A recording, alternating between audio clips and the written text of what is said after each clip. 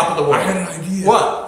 Why don't you tell the fans out there that are watching in Michigan, watching in Sacramento, all over the colony? Don't forget the ones in Ontario, Canada. Ontario, Canada. Of our favorite fans are out there. We love Canada. Canada. Oh, Canada, the stars are greatly smiling. Jesus loves you, Canada. All right. Now I'm going to do a little dance. This is a first. We've never had a dance. So here it is. I think you got to lift it up. You think so? I think we see it pretty well. We don't have no music though. We don't have any music. Okay. I don't know what you're going to do now, Fred. I'm just going to bust one. Okay.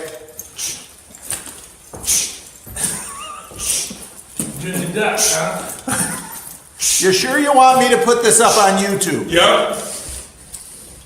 Ain't nothing but a G thing, baby. 916, Jesus Christ is lady. He's the man in command, don't you see me? Because Jesus Christ took me away from sin and mercy. Rock the mercy. I love you, Jesus Christ, in every way you come. We three kings of Orient are. Travel gifts, we travel afar. Fields and fountains, lords and mountains, following yonder star.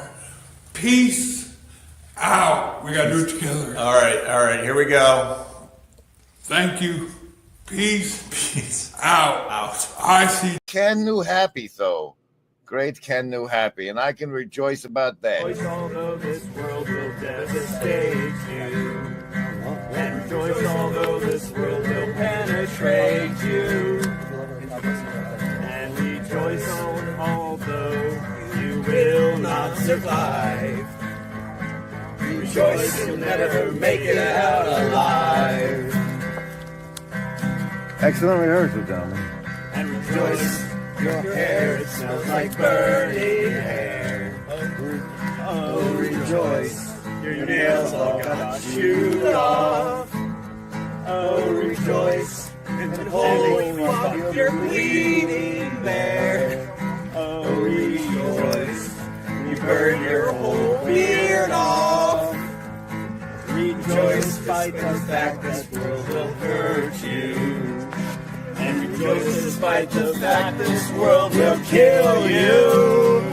And rejoice despite the fact this world will tear you to shreds. Rejoice because you're trying your best. Hey, I love that one. That's gorgeous. Thank you, brother. Wait, who's that brother? Also in today's community report, Clara, our resident sociologist, had some relevant things to say to the world. So this is my kitchen. You can even see that there is a fly trap behind me. That's something I would have removed if I had really thought about this, because that is disgusting. Right now I am roasting chicken to eat later today. And I feel like I need to justify that to myself and to the world, like literally to the world, because I'm live streaming.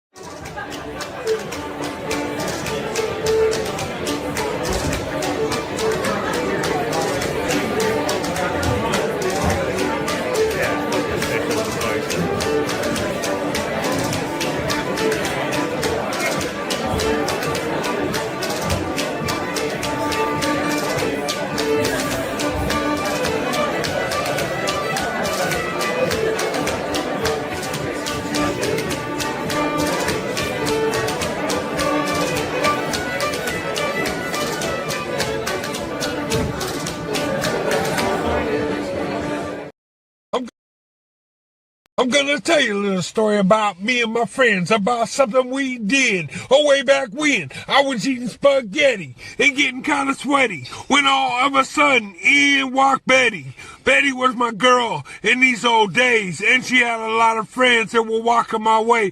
Said first there was Helen, then there was Ellen, but the best of them all, she had the name of Llewellyn. She had the gleamiest eyes and the prettiest pose.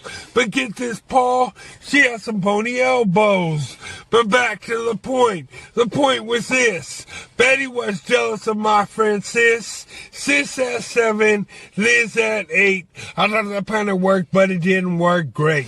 But take Fred's advice and never try that. It probably won't work and you might get slapped. Slapped. Yeah. That's my favorite of your raps, Fred. Here it is. Soda. Gotta have it. One love, baby. Freddy's drug. All right, here we go. Ready. One love. All right. In other news, Ron Copperman was arrested last night after attempting to reveal secret sacred truths of the TLC to an unknown sociologist. Hold on a second. It's the cops. Oh no. Ron Copperman, minister. I set the alarm off. Oh my God, dude. What's your name, sir? Ron Copperman.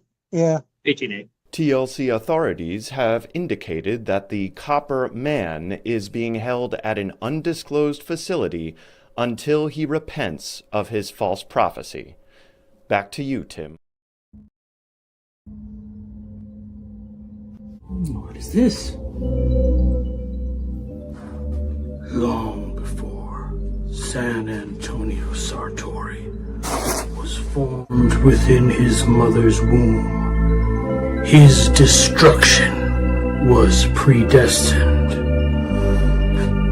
A vessel of wrath created for destruction shall meet its fate in a collision with the vessel of God's holy vengeance. By sovereign decree, the Calvinist will meet your fate.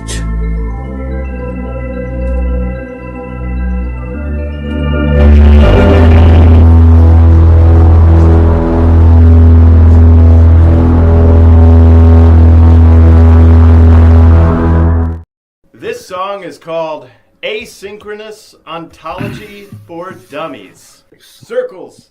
But I'm trying Round it up. to Go. learn the song. There is no try. There's only do. Well, I don't know about the meaning crisis, left, right, black, white, or other vices, which Jesus Christ is right, or if we're all saved. From my perspective, a proposition, participate procedurally, running in circles, remembering body. We're in the age of decay. Symbolically speaking, the reapers are reaping them damn agricult. Oh boy, holy cannoli. Alright, we're getting there. You wrote the song, sir.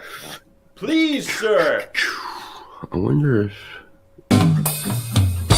from my perspective, the proposition, participate procedurally, running in circles, remembering body. We're in the age of decay. Symbolically speaking, the reapers are reaping. Oh, shish kebab. Shish kebab. You know, tips of my fingers. Not this one. Kind of go.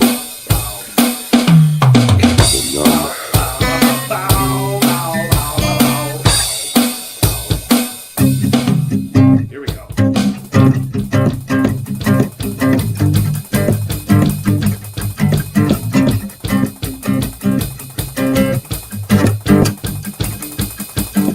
I don't know about the meaning crisis, left, right, black, white, or other vices, which Jesus Christ is right, or if we're all saved. From my perspective, proposition, procedurally running, participate procedurally, running the circle, remember everybody, we're in the vegetation. Symbolic speaking, the reapers are reaping, and agricultors are whispering and squeaking. We're all in pursuit in the valley of the bee. Red pill, blue pill, red pill, Mars hill, green on the sea. We're red and pill, got one and number two. We're all the same thing. So clean your room, repent on sinning. Ontology of dummies, the bird's eye view. And if you really knew, could you really say? Red pill, yeah. All right. I think I should be done with that because my fingers are All my being fingers and bitches. toes. Straight up bitches.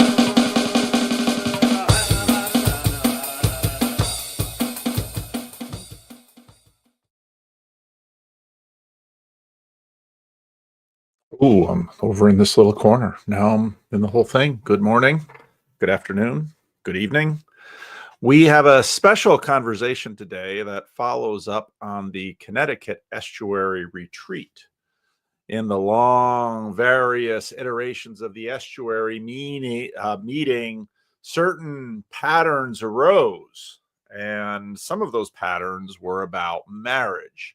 As I've noted in a variety of videos, marriage, actually real in life marriage, is really sort of a difficult thing to talk about because, well, it's a difficult thing to talk about particularly and publicly because part of the reality of marriage is it sets up a container which sets up its own little culture and protected space that once you sort of open it up, well, things inside change. Now, this has been mitigated to a degree by marriage counseling, which expands, at least lets another person into the group. But for the most part, the two people in the marriage create the culture, and the dynamics between them make that culture.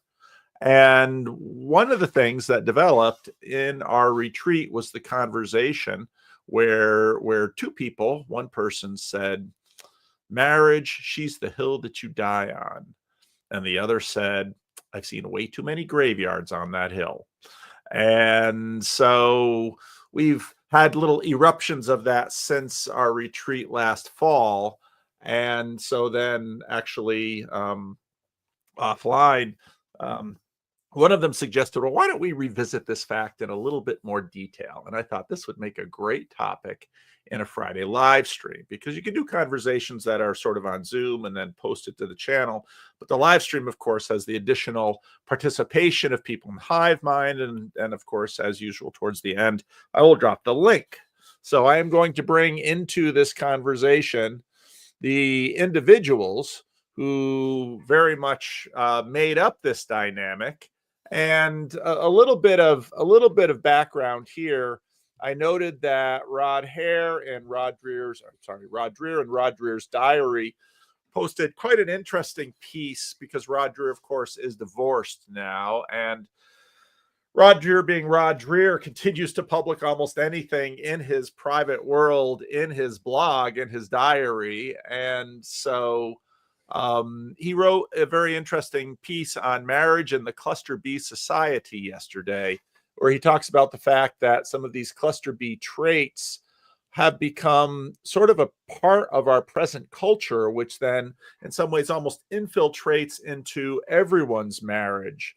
Also, Mary Harrington, in her Substack today, posted a very interesting article sort of following up on her Twitter thread about the fact that men and women are increasingly signaling to their own sex and not to the other sex. And here's a little meme about photography, photographing something you want to show everyone. Men would show the thing they want to show, and women show themselves with the thing they want to show. The meme itself is well observed. You really do see this behavior fairly on in social media, but why? Why is this meme invites us to ask, do females add themselves into every photo they post online? To the manosphere, the answer is obvious, because women just can't stop making everything about themselves and their personal feelings. And off she goes on that. So we're going to have, I anticipate, quite a conversation today because yeah, and somebody have mentioned now Rod, in fairness, is not a boomer. I am the oldest of us three. I'm a year older than Mark D. Parker. And technically, Mark and I guess, we're just at the end of the boomers, just kind of barely in. But Rod is an Xer. And I'm sure we will hear from many of our millennials and Gen Zers. But part of the reason I like these two guys in this conversation is both of them have a ton of real world experience. Mark on his channel has been very transparent about, he told the story, in fact, of he marries his lovely bride, and the first day of his honeymoon, he falls into a significant depression. And you think, wow, a lot of women would run and look for at least an annulment in a situation like that. But she hangs in there with him, and he hangs in there with her. And how many years have you been married now, Mark? 34. 34. Okay. I've been married. I will be married 37 years this August. Now, Rod has had a very different experience with marriage. He's been married. He's been divorced. He's currently married. He's had very interesting life learning about women. Rod has his own very articulate ways of discussing these issues. But at the same time, both of these men are very much lovers and respecters of women.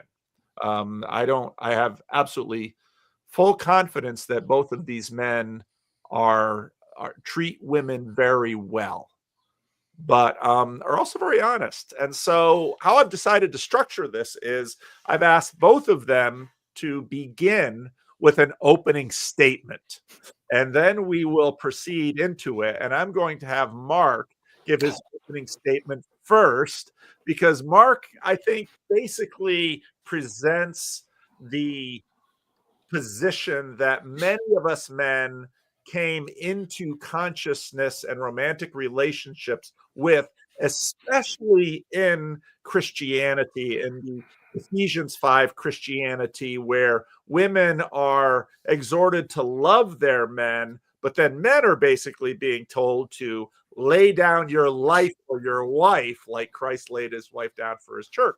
And that in some ways sets up Mark's let's say Mark's argument. And so I'm going to give Mark the full stage here for Mark to present his opening statement. So Mark, you were the one who very, very poignantly at our retreat said, "She's the hill you die on."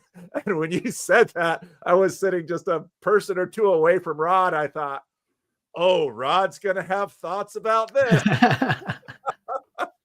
And so, Mark, so take your time and tell us maybe a little bit about your life and how you've learned about marriage and romance and women, and what's sort of shaped the position that you hold, and then articulate it for us. Okay. We are true baby boomers, Paul. We are the babies of the boom. That's true. Let's see. Where do I start? I could start why I made that statement, or in the context of that statement, but I don't know if that's fair to the group at Connecticut. So I'll back away from that and start with the example that my own father set. Now, my dad,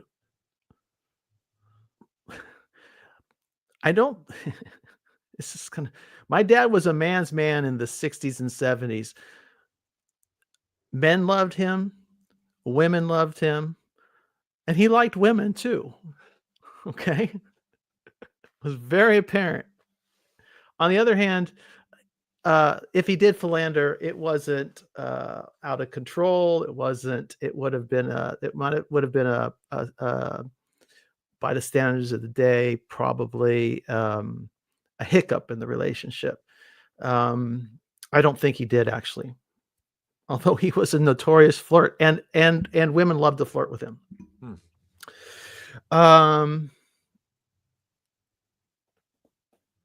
But central to him, and I think why I believe he did never actually follow through, even though he was a person who could have had 100 opportunities to break his vow. I don't think he did. Was your father a Christian?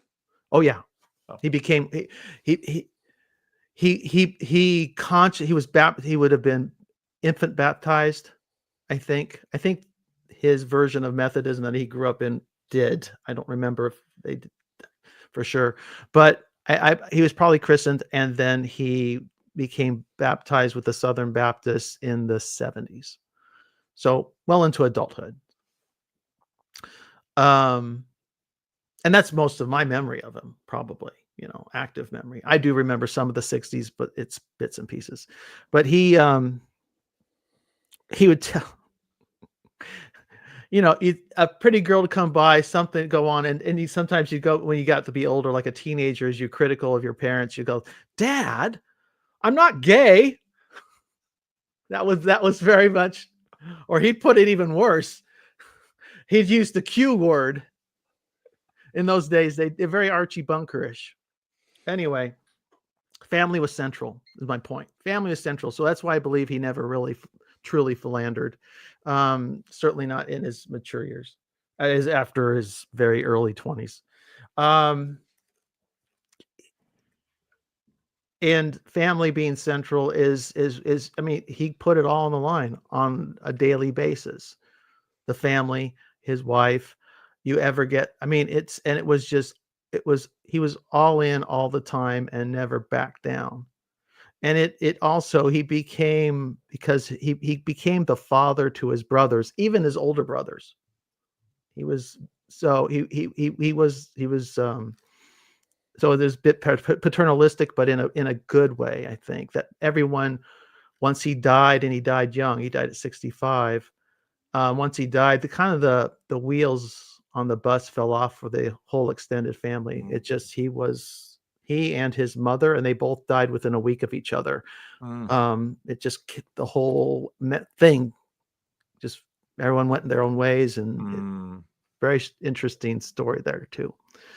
So he was the example. And what I'm experiencing now is I'm experiencing that because I'm in a constant state of combat with the world in the care of my mother. I'm constantly battling bureaucracies and incompetence and half-heartedness and insensitivity. And I am a perpetual advocate for her because she's become like a child, and it's like she's almost like my child at this point. And I'm just, as I battled for my kids when they were in public school, having to deal with some issue of mediocrity in the system, or advocating to get my son into college early at Bard, or but now it's a state of combat. And now it's even with this church I'm involved with, which is I'm standing beside my old friend and my cousin, who's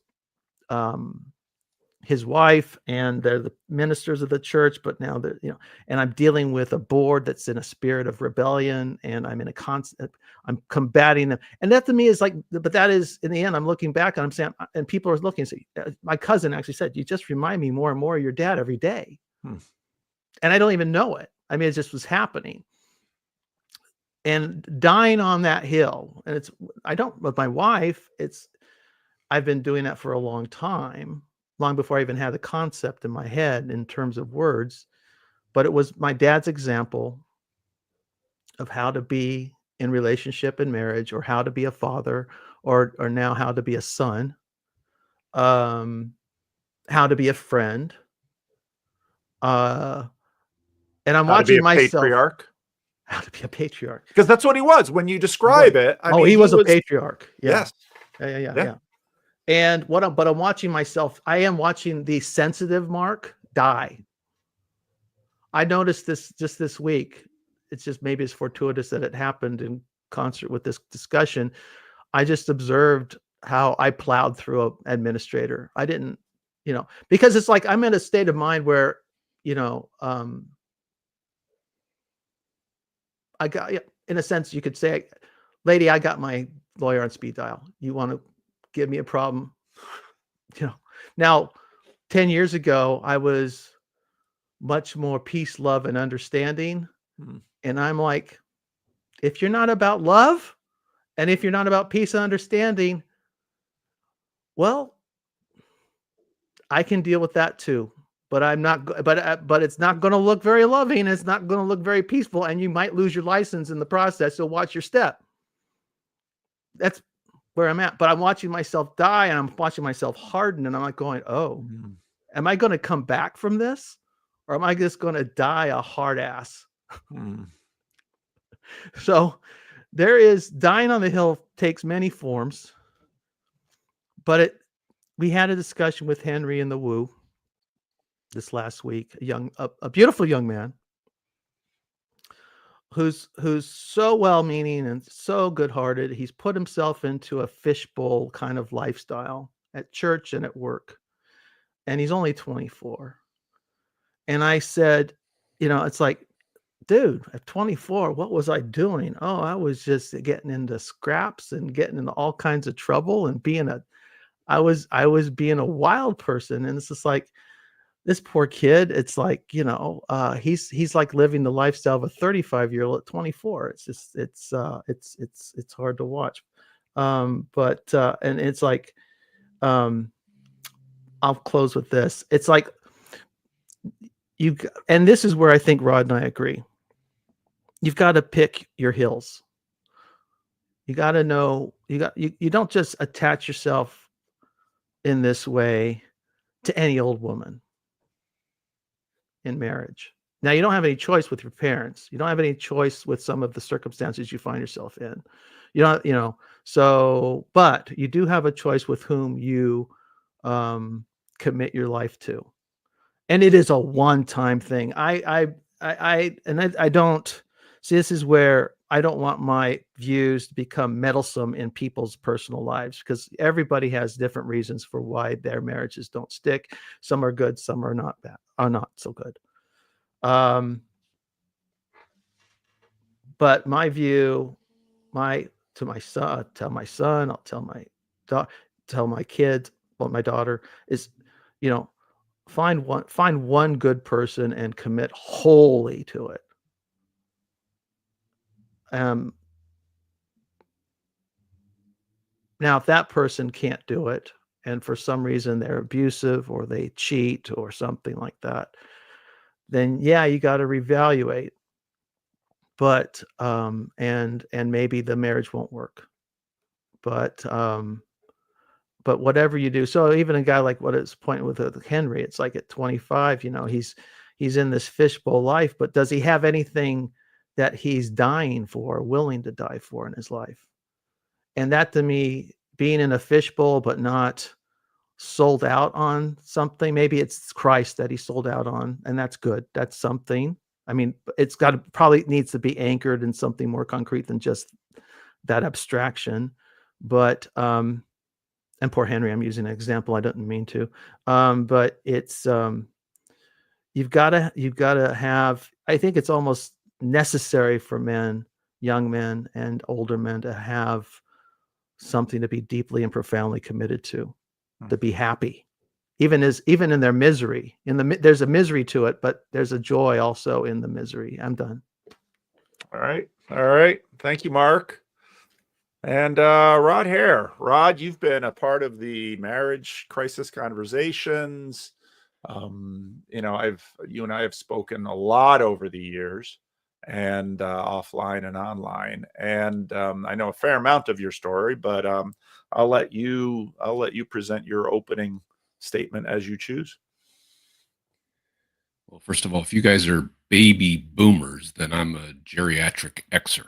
I'm only 3 years behind you, Mark. So, and my father died at 65 as well. Couple of disclaimers. First of all, I didn't choose the title for this stream. Nope, so you didn't. That was Paul's doing. Cluster B is a shorthand. It would be easy to throw labels around and forget the empathy that I think is appropriate for people who suffer some pretty severe mental illness and can cause all kinds of pain for themselves and other people. I appreciate the sort of the granular details that you offered, Mark. I may offer fewer, partly because to protect those who aren't here to tell the story themselves. But I've seen this up close. I will say that, and it wasn't my ex-wife or my current wife. I should say that.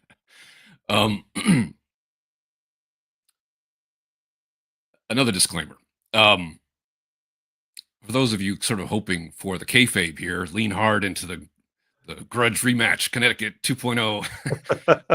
I think I'll concede defeat up front, in that I am up against a third generation Christian pastor with 5 grown children and a 36-year marriage, and another 34-year marriage and two grown children. Mark, is that right? And I'm working on my second marriage, and I don't have children. So take whatever I say with a certain grain of salt.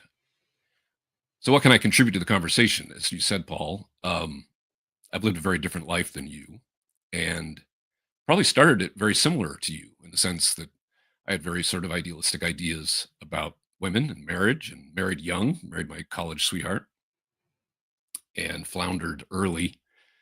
Was married for 10 years. And I ultimately left that marriage. And then I was single for 20 years, meaning I wasn't married.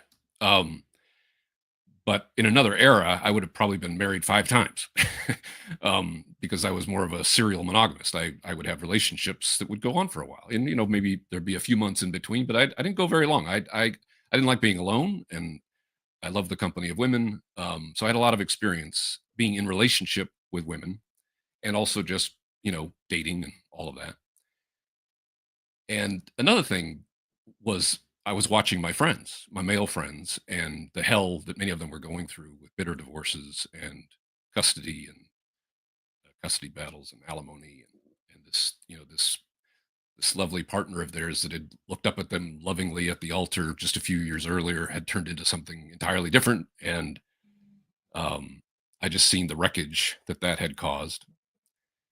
And so while I would enjoy the company of women, I was very careful about making any kinds of lifelong commitments. And I think this is what got us started in Connecticut, Mark, because I made a provocative comment. I like to find like a simple little thing that's just a kind of a gentle provocation, but if you say it just right, you kind of get to the heart of something important. And so what I said was that I had made a decision that I would not marry someone who I could not amicably divorce. I had the good fortune of my first marriage. While it was sad when it ended, we were young when we started, 13 years together in total, 10 years married. It was sad, but it was only sad, right? It wasn't bitter and rancorous and, mutual recriminations and all the sort of terrible things that can happen in divorce. And we had no children. And so it was, $300 for the filing fee, and, wait 6 months, and it was official, and we both had good jobs. And so, there wasn't a lot to fight over, frankly. So and witnessing my other friends go through what they had gone through, I realized how lucky I had been. So some of the reason why I say that is because I'm like, oh, I got lucky that she was and is a good human being. We're still in touch all these years later. We're still friends in that sense. It just wasn't a good fit for marriage. So I came to the conclusion that, and by the way, some of this was just the experience of being in different kinds of relationships and seeing the highs and lows of that, and sort of buckling up for the whole ride, and then realizing, well, this, whatever this is probably not the makings of a good marriage, right? And so I was kind of learning these lessons and watching my friends, and And so the woman I married she's a wonderful woman, and one of the best things about her is that she doesn't scare me. She's just a wonderful person, right? And I met her at a wedding, and she lived in Nashville, Tennessee, and I lived in one of the most beautiful cities on earth in Santa Barbara, California. And just to tell you how much it mattered to me, I was willing to basically uproot my life and move to Nashville so that I could live anywhere, and she was pretty well grounded here. And so that's how much I felt about the institution. If I found a good woman, I would, I'd do right by her. So that's a quick version of my story. And the reason I sort of conceded defeat up front is because I'm, and I was the one who was kind of, instigating on the marriage crisis conversations, because I'm saying, and I said this on your stream the other day, Mark, and some of this I got from Aaron Rent, because he was talking about this years ago, and he was saying this from within the church. Here I am standing kind of outside the church. I knew how I had been formed and the ideas that I brought to my early experiences and how naive I was, right? But he was saying from inside the church that he didn't think that the church was giving men good guidance on how to approach the subject of dating and marriage in the modern era. And that rang true for me. And just standing back and watching sort of gradual corrosion of the institution, I realized that something structural must be going on. It's more than just, whatever you might point at. It's a lot of things, right? So my premise is that the institution, it's essentially not equipped for the modern age. And part of the reason why the church may not have much to say about it is they don't know what to say. And I'll add another provocation here. With no fault divorce, meaning anyone can leave for any reason at any time. Well, what exactly is a marriage? And then, of course, you add, the pill and the sexual revolution, and you add feminism, and you add all of the absolutely worthwhile ways in which women are now contributing to the public sphere. After all, what woman really wants to go back to having to see a male gynecologist, for example? There's lots of really wonderful things that have come from women being able to contribute their talents to the public sphere. But there's a new reality, and that is the reasons for marriage have hugely diminished. And what we look for from each other, fewer and fewer of those things do we need from the other. And, a provocative question would be, what's a man for exactly? And so you can just see structurally all sorts of contributing factors that make it kind of like a melting iceberg. And so my premise, because I actually believe in the institution of marriage, I actually think it's probably the single most irreducible unit of value. A man and a woman come together, they create children, and they start building a future together, a pro-social future that we can all, participate in. And I think that's a beautiful thing. And I want to, when I make a statement like that, I realize that there's some heteronormativity slipping into what I'm saying. So I want to expand the aperture enough to include all of the other ways that also make sense for people to make public commitments to each other. But I'm just not sure that the conditions are right. And so I'm essentially trying to provoke a conversation about some kind of grand bargain, some kind of grand renegotiation between men and women. And from my point of view, it starts with being more realistic about the terrain that you're entering. You've introduced the idea of a cluster B. In a sense, that's kind of that's the easy one. That's the straw man. Like, if you're in a relationship with somebody who's toxic and abusive, like, you probably need to protect yourself and get out of that, right? But there's many, many, many gradations of what make for a great marriage and a not so great marriage. And I'll finish with this. There's a book came out a few years ago now. It was called The All or Nothing Marriage by Eli Finkel, I think. And I probably read 3 or 4 chapters, as I usually do with these kind of, you get the point, you move on to another book. But the basic point of the book was that some fraction, maybe 20%, maybe, of marriages are as good as they've ever been. The best in the history of the institution. These are, high agency people, self-actualized, who are using their marriage as a kind of platform for personal growth and spiritual awakening, and they're leaning into that union as a way to kind of manifest the sort of highest ideal of a man and a woman coming together, and basically everyone else is just really struggling. And most of the marriages, and I had the experience. I think one of the things I think I said when we first started talking on the marriage crisis thing, Paul, was that I couldn't think of one marriage that I knew well enough to have an opinion about the marriage, not the people, but the marriage, where I wished that I had that marriage. I didn't know one.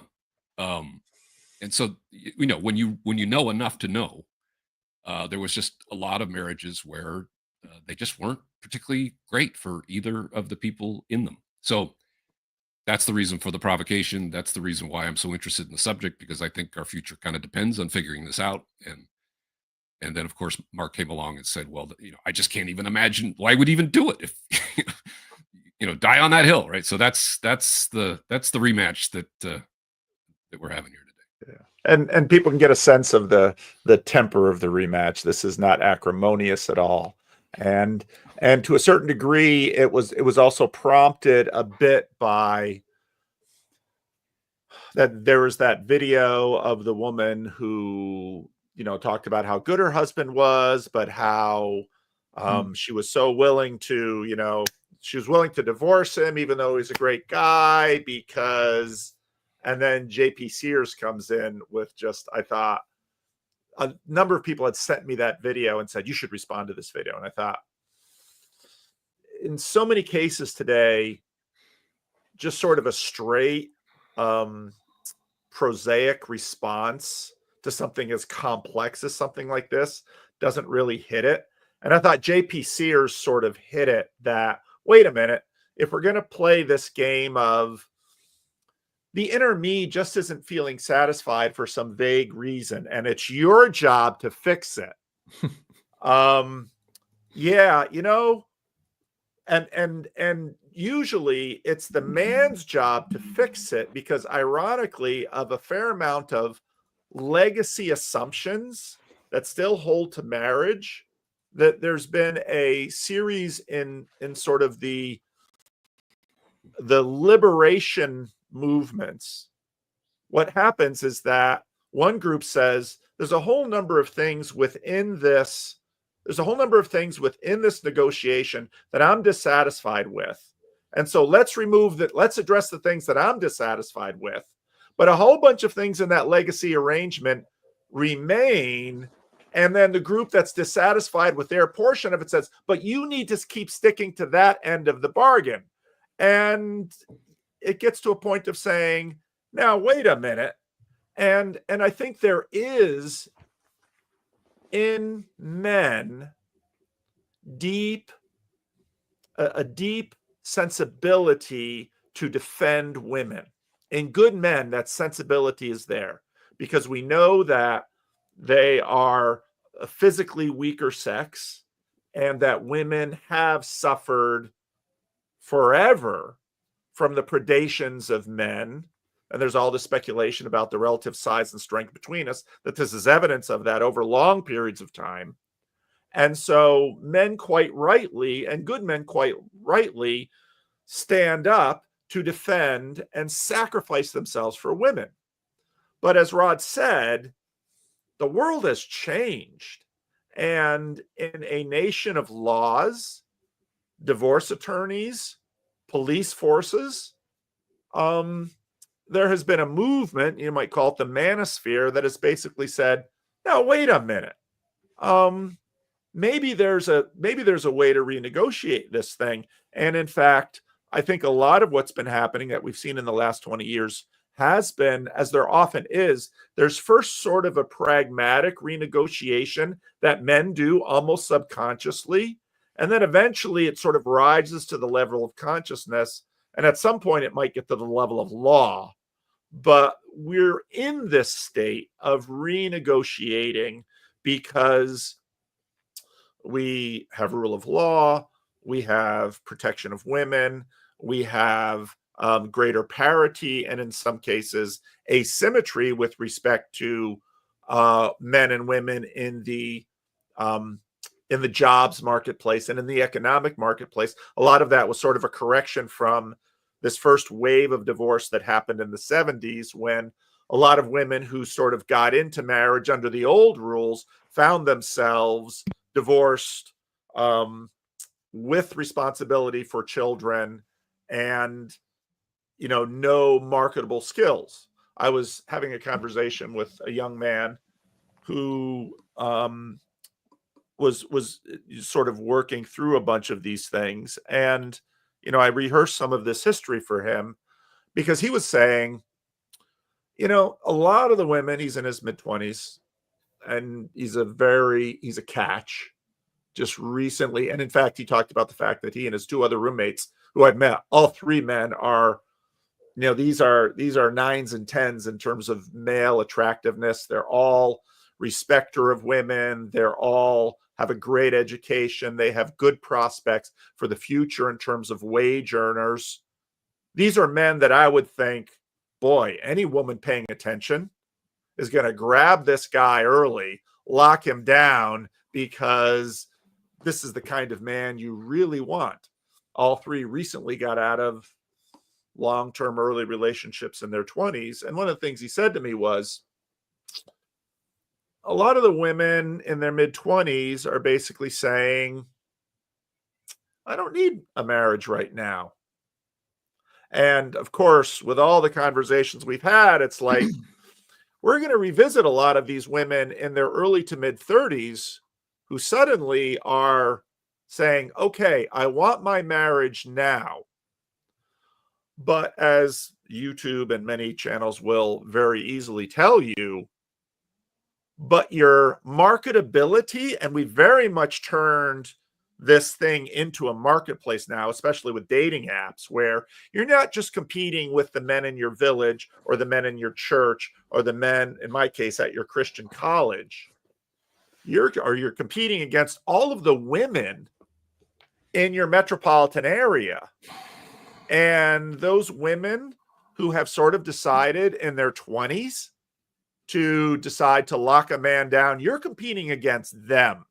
And these men who now in their 20s are in kind of an uncomfortable situation where they sort of want, they're not quite settled in their career yet.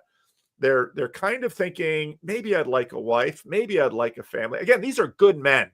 They're not looking to sleep around. They're not looking to play the field. They're not looking to take advantage of women or to use women just for sexual objects. These men, when they get into their middle 30s, things are going to look different. But again, and part of what's difficult with this is, as many people have noted, if you decide to, let's say, get married in your 30s or in your 40s, and you're marrying a woman in her 30s, 1 or 2 kids at most. And like one of the things that my wife and I talk about is that we got into this in a very different culture, especially a Christian culture, where my wife was a couple of weeks short of 22. I had just turned 25.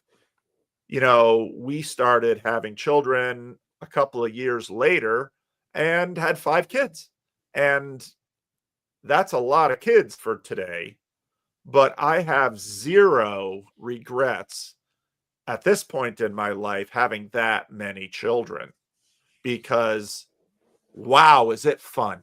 Mm-hmm. It is so much fun having these adult children in my life. Last year, we were all in Italy together. My wife and I mean, the times of the year, we don't, we like to travel. We like nice things, but you know what, as at the top of our hierarchy, having our kids together. I've got 2 of them married from last summer, and I don't have any grandkids yet, but boy, do I want that. But man, I look at it now and I say, I feel so fortunate that the culture I was given put me in a space where I married young. We started kids early. Now, all of that's the upside. The downside is, and we're going to have to talk about this, marriage. I think, Rod, you really nailed it. There's a small fraction of marriages that right now are the best that marriage has ever been for these people. But that is a fraction. And the vast majority of marriages are somewhere in between. And that somewhere in between in the course of a long marriage changes. I don't know I know very few long-term marriages that haven't had chapters in their marriage that weren't hard to horrible, where both parties had to give serious reflection of cost-benefit analysis to say, is this worth staying in? Or maybe it's time to get out.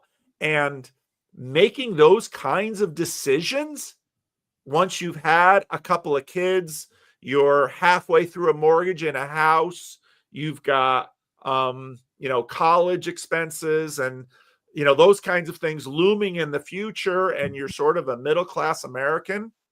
I have sat across from, I don't know how many men in that space where, oh man, I'll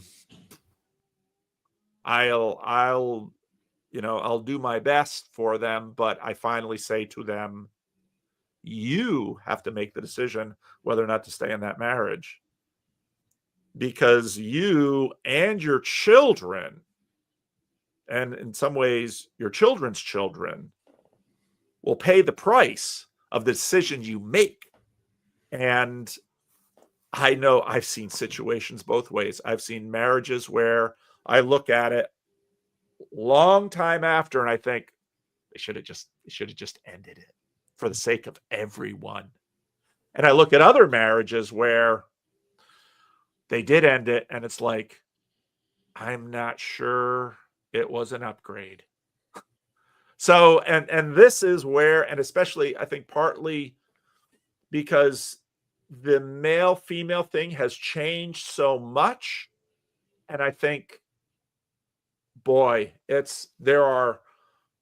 I would say probably a majority of people in middle age in marriages today will at some point have to look at that question, and they will answer it, and they will live with the consequences, and their children will live with the consequences one way or another. But I don't know that any of us are, when we're in the midst of it, ever smart enough to know that we're right.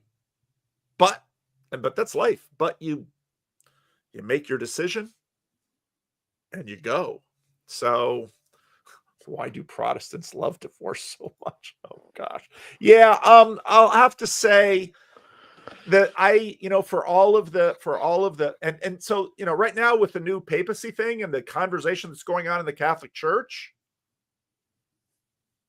I'm not sure. I can understand the desire to say, from a church perspective, let's lock this in and try and really stabilize society by having the church lock it in.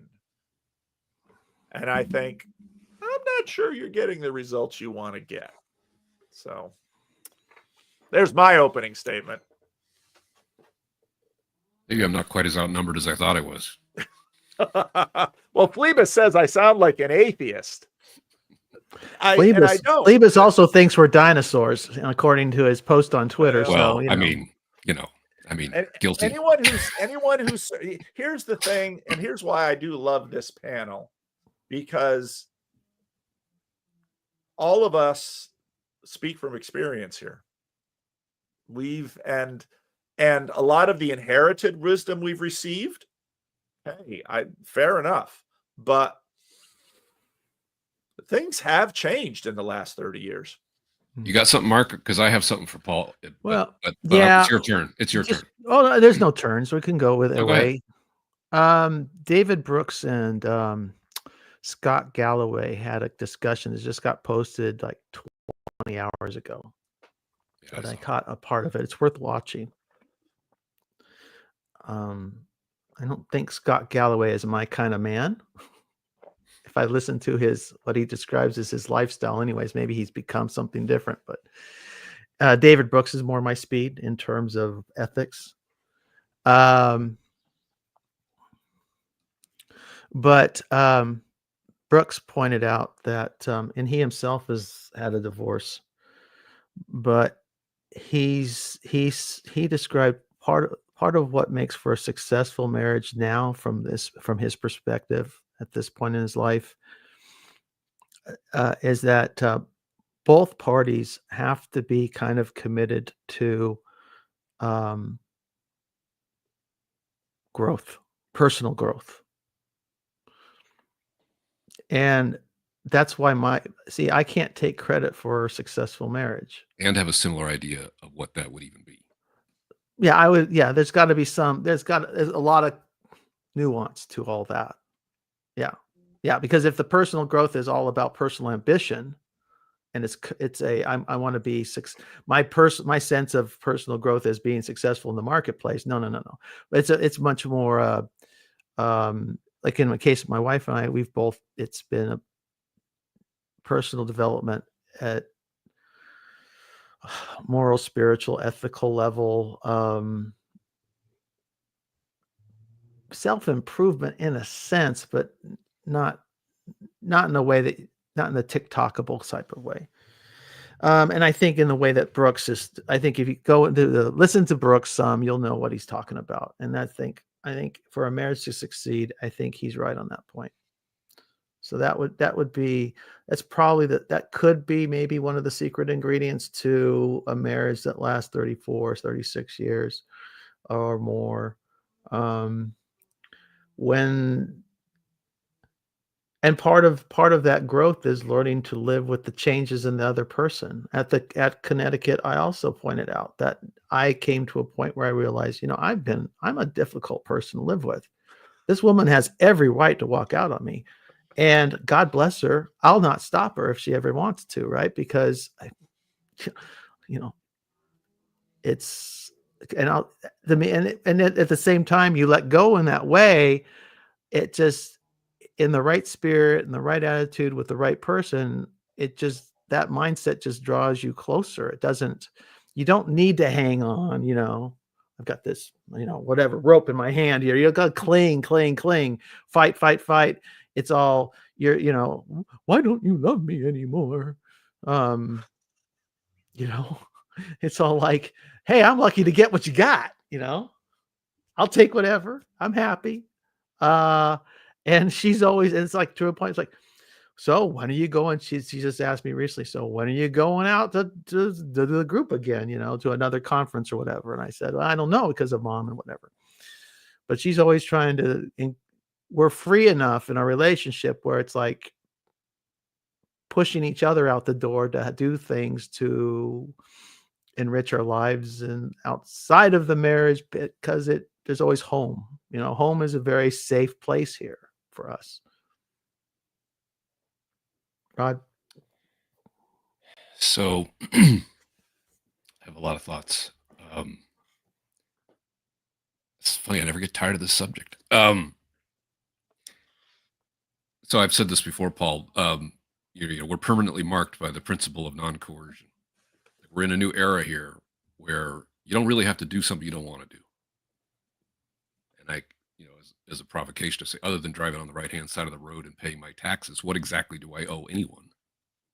Any commitments I make voluntarily, fair. But if commitments foisted upon me, maybe not, right? I mean, that's the world we're living in. I'm not exactly endorsing that, by the way. I'm just raising the point, right? So that's one thing. When we frame this in terms of cluster B and abusive relationships, we miss this whole category where people are basically just being shitty to each other, right? I like to remind people that the marriage vow is reciprocal. So both people are saying to each other, right? And whatever those words you say are, unless you make up your own, love, honor, cherish. I mean, these are, you treat that person as well as you know how to treat anybody, ideally, right? Think how many people where they bump into someone they haven't seen, they served on a jury 7 years ago, and they bump into them at the grocery store. It's long lost friends. Oh my God, so good. How are you? Right. And they're like just sweetness and light. As soon as they get home, they kick the dog or say something mean to their spouse or whatever. Right. So there's a whole lot more that's just low grade contempt, disrespect, lack of consideration. Right. And then, yeah, just so I don't go on and on, I'll throw a few more of those things on the table. Could I say the church? This is correct, and we talked about this too in the house with Henry and Ron and everybody. The church has not gotten this right. We're not dealing well with relationships at the marriage or male-female relationships, sexual relationships. Well, I don't know what the heck we're clinging to, or I don't even sure we know what we're aiming at. Because I think, and one of the things I thought was, we need to get, part of it's the society and the need for success and the need for money and careerism, that we're terrified of teenagers getting pregnant. 1/4 of all Puritan marriages were teenagers who got pregnant. Sure fix that one. They weren't afraid of nature. They weren't afraid of what happens in the barn. Maybe not. They may not stay in the barn, but we've got a shotgun and a preacher, and we'll make it happen, and it'll stick. The church needs to get back to something. I don't know if it's back or forward, but we need to get to a mindset that says, we're not about preparing you for worldly success. We're about being here to nurture the development and maturity of families for the long term, for the benefit of children, for the benefit of generations to come. And if it looks a little messy, so be it. But so what we may need to do is, it's because the government's not going to do it for us anymore. It's going to be like a teenager. Instead of scaring kids away from each other, let nature take its course, and then be prepared to say, okay, well, you got yourself in a situation. Well, this is how life is, and this is how you move forward. If you want to be in the church, this is how you move forward. You get married, and then we will be there behind you as a body, as a church, fellowship, congregation, to support you through your lifetime as a couple, as a family, and we'll be there for your kids, on and on and on. We've lost that mindset. It's all individual. Everybody's out for himself, and you got to manage your life. This is the stage you got to go through. It's got to be nice and safe and sanitary and clean. And you got to wear the bloody chastity ring. It's just a mess. And it's obviously not working, because we've got some pietistic bullshit concept of what it is to be godly in the church. That's not an atheistic point of view. Phoebus. Paul, if you don't mind, just so we don't get too far away from, there was another comment that I wanted to respond to in your initial remarks, and that was that, these are good men, you said, not the kind that would just, be sleeping around or, getting notches in their belt or whatever, right? So we have a caricature of a certain kind of bad man. Well, that kind of denies the state of affairs when it comes to the sexual revolution and its effect on this entire subject. If a woman not only is consenting, she's literally throwing herself at you, what exactly do you owe her? I would say the standard is something like, it's not just the two of you in the room. Her father's in the room. Her grandfather's in the room, right? Like, there's actually more going on here, right? It's a multi-generational dilemma when the two of you are alone together. And we've, of course, flattened that down to just something as simple as consent. Well, let's agree, a necessary but insufficient criteria, right? Obviously necessary. But what about intent? So, imagine a little vignette where, a couple people in college have, the spark has been sparked, and they end up together, and the two of them consent to what's happening, and it's this experience that in the secular world we're supposed to be fine with, right? But imagine a camera follows each of them back to, to their dorms or to the fraternity or sorority houses or whatever, right? And she's there with the girlfriends and they're, yeah, details, right. And she's kind of, glowing and gushing about this thing that's just happened. And he's high-fiving his way through the frat house. If she could watch that video later, would it change how she felt about what just happened? It's consensual, right? So it just completely denies that there's, as I like to say, that we are allies and adversaries, that we're simultaneously, there's a tension between the goals of each in that situation. And to your point, Mark, about the church and about the, the village, about a pro-social future, we're all invested in making sure that young people don't exploit each other, right? But there are no conditions under which, there are no ground rules that say, as a matter of fact, if you even come along and say what I just said, I sound like some kind of reactionary, a dinosaur, I think earlier. Well, my wife recently called me a fundamentalist because I'm so not modern anymore in this sense. But consider that provocation, right? Is he a bad man if he, of course, carefully ensures consent? Could I real quick, is that back to your Mary Harrington quote early on, Paul? It seems like Mary Harrington's solution to the problem is to make women more like men. No, actually, that's exactly the opposite, because her and Louise Perry have basically gotten to the point of saying the answer has sort of been women should have sex like men. And Louise Perry very much comes along and says, I agree, yeah. That's not really what we want.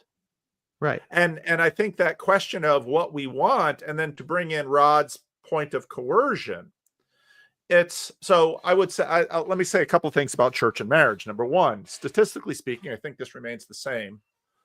More conservative people and more people who are faithful themselves, because churches have become voluntary associations in the United States. That's part of the trade-off.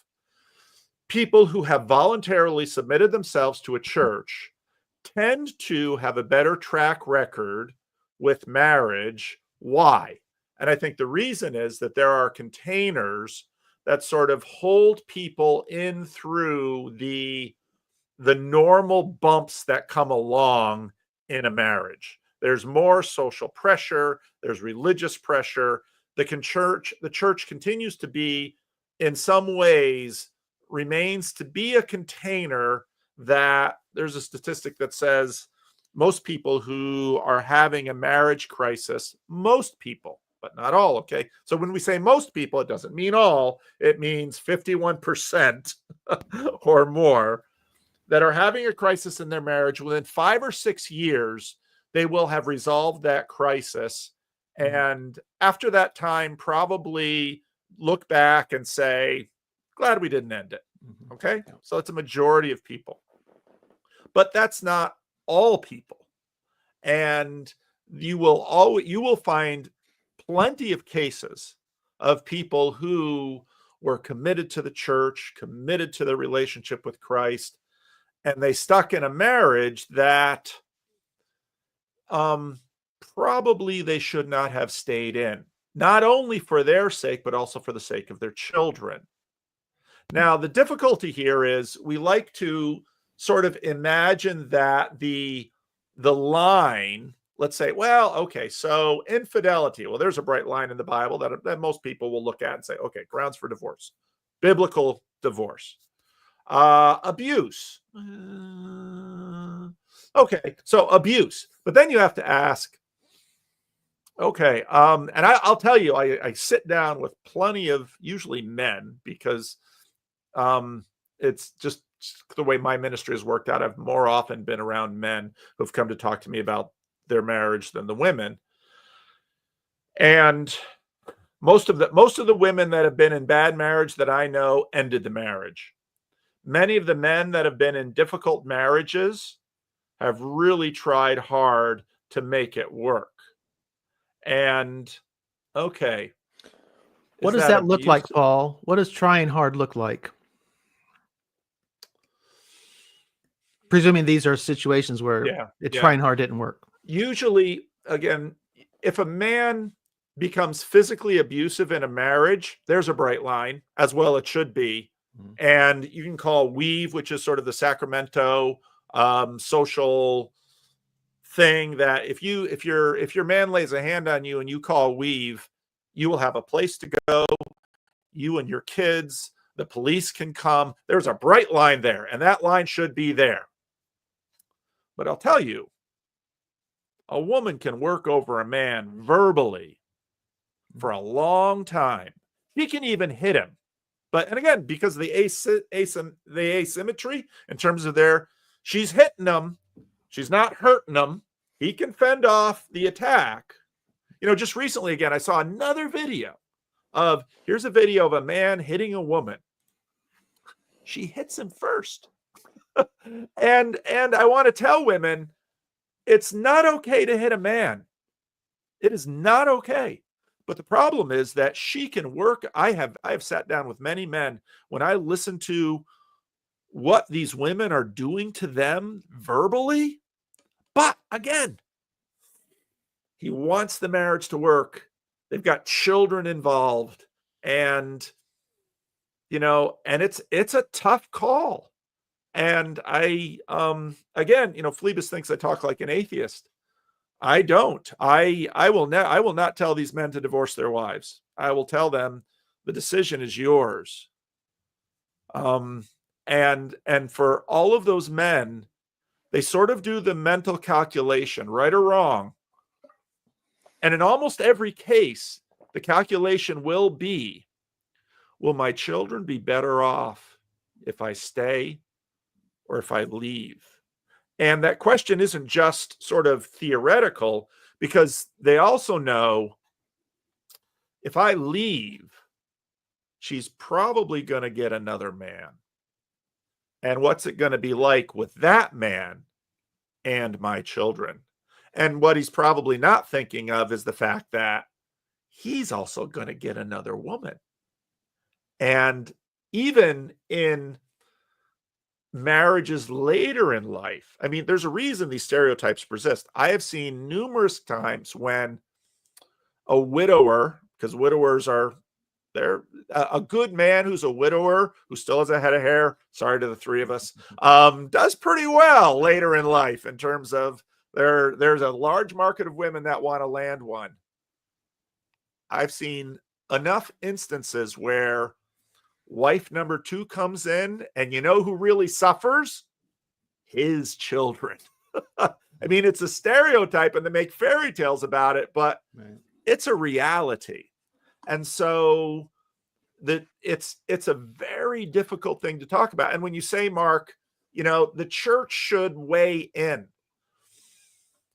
What Rod said before about non-coercion, there's no area that hasn't affected more than in the church, because it is the reason church discipline doesn't happen in many churches is because if someone is in a church where they actually do still practice church discipline, which would be like, say, you don't get to partake in the Lord's Supper, anybody sees that coming, they are gone long before elders can sit around and talk about, having a process and long conversations and deciding whether or not to discipline anyone. And that same impact is even happening within families where, by virtue of how things have gone, parents either are afraid to discipline their children. I'm not talking about beating their children or even laying a hand on their child. They're afraid of taking away their kid's iPad or cell phone.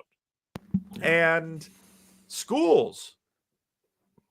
teachers have incredibly very few ways to actually appropriately discipline children.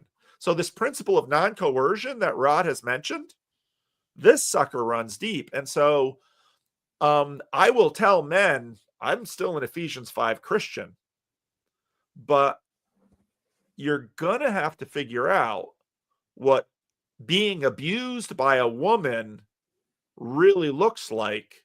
And, you're going to have to do the math of whether it's more harmful for that woman to continue to abuse you verbally and try and keep the marriage together, or sever the marriage. And then we go off into, she's going to pick up another guy. Who knows what this guy's going to do to her sons or her daughters, et cetera, et cetera, et cetera. But these are the situations that men are wrestling with. But it seems to me what you're describing, Paul, is not a problem of marriage, but a problem of character development and within the culture. That this is going to sound really judgmental and very fundamentalist. People of low character are probably going to have bad marriages. Or if you're a person of character and you marry a person of low character, you're going to probably have a bad marriage. If somebody has difficulty with emotional regulation, are they low character? A person who can't live intentionally by their and according to their values, I'm being very abstract there, but I would say that's a character problem. I mean, if you're a pure, if you're like Sapolsky, you believe in his view of free will and the human brain, then yeah, you're helpless to your biology. But if you believe there's some sense of agency in the world that you can live intentionally, and you don't, your behavior is in accordance with what you say, who you say you are and what you say you want to be, then yeah, you probably have character problems. There's a deep cut from Jordan Peterson going back to the Genesis lectures, where during the Q&A, somebody spoke up and asked for his input about borderline personality disorder. And he stopped and he said, it's late. I'm just not sure I have enough in me tonight to address that question. Mm-hmm. This was one of the early ones. A few weeks go by, and someone in another Q&A says, by the way, the last time you didn't, how do you feel tonight? And to watch him wrestle, he gave it a try. And to watch him wrestle with that question spoke to something important about dealing with someone who has emotional dysregulation. Because some of these people are deeply, deeply suffering, right? Mm-hmm. They see the wreckage that they're creating in their own lives. It causes them as much pain as anybody. These are hard questions, right? Because the point I made about that all or nothing marriage, and you've made a similar point, Paul, is for the high agency people, for the, I like that word because it encapsulates a lot of things, right?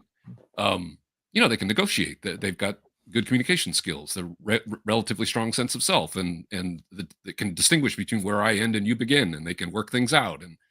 And most of those kind of people do fine in relationships. And they're not having money problems either. I mean, they might not even be having health problems.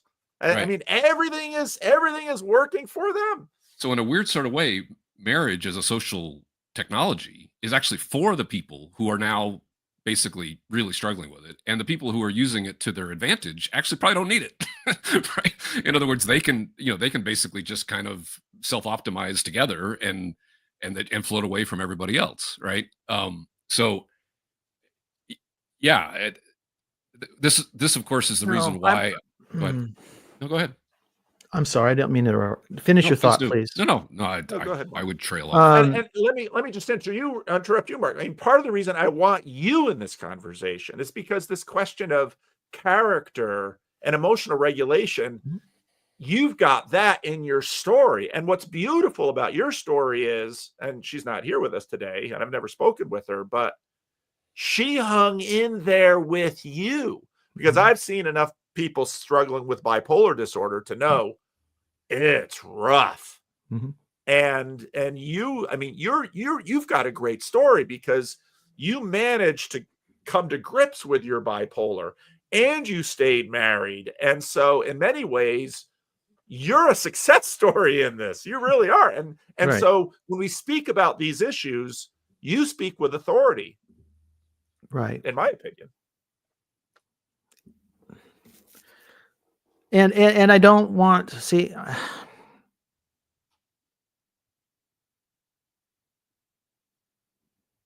This, I think, what you guys are describing in the real world outside of my domestic experience is it's just a society of human wreckage. You know, it's we're what in Jesus' words, whited sepulchres, right? I mean, we look good on the outside as Americans. We've got the cars and the houses for the most of us do, anyways. Even the worst of us, the poorest of us, live better than most of the rest of the world, at least the underdeveloped world. And we a real injustice for us in this world is not having enough money to pay for my dentist appointment or something. I mean, that would be the worst. But I think whatever we've done in this country is it has to, maybe in the West in general, but we've somehow cut the individual off from his or her ability to grow and be anchored as a person of character, of a person of a certain kind of quality of being, and it's resulted in 230 million or whatever we are, 330 million victims of circumstances, so that we know we can see what we want at home. We can imagine a life of love and commitment, but it's out there like a fairy tale because we can't figure out how to intentionally have the kind of relationship that I describe with my wife. Apparently, I mean, to me, it's like, I don't know. Is it that foreign? Folks have got to tell me if it's that rare. I don't know.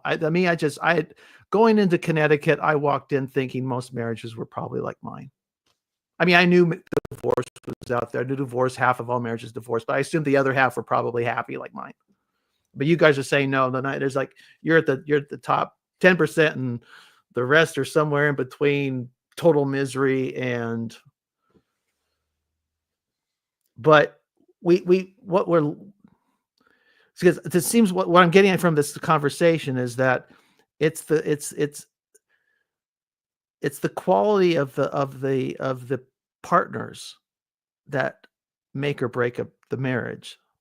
It's not the institution, it's not the society necessarily. It's who the people are going in, but we don't seem to have an ability either in the church or outside of the church of making people of quality. It seems to be completely accidental. Well, that's a couple Calvinist. A couple things like that comment I made earlier, where at least in the ideal, your spouse is the person you treat as well as you know how to treat anybody. So whatever that is, whatever the best you've got, besides the love of God, your God, give them the best you've got, right? Well, that's a principle that you could actually make, try to make a societal norm, right? That's your partner. You got to live with that person. Like, just be as nice as you know how to be to each other. Well, that's a principle, right? That you could at least, grasping for things to say that might be generative, pro-social futures. And that's mutual. Goes both ways. Both people have to do that, right? That's not on one side or the other. I made the comment, I think, on your stream, Mark. And Tom Holland has talked a lot about this in his book. That one way to think about the advance of Western civilization and the conquering of the Roman Empire by this nascent thing called Christianity was to tame at least the worst excesses of the male sexual appetite. Again, borrowed from Judaism, monogamy, remember when Jordan Peterson got in trouble early on with just a little throwaway comment, enforced monogamy. Like, oh boy. But he was just speaking as essentially as an anthropologist at that moment, right? Just the sociological phenomenon, right? Of societies that kind of try to put some guardrails around, the free for all that we're now living in, right? And I think Tom is now working on a book that's going to explore the implications of the sexual revolution as kind of an Enlightenment 2.0 kind of societal, upheaval. And I would say something like we're now living in a world with no-fault divorce and the pill and feminism and everything that's come with that, where female sexuality has been unleashed on society.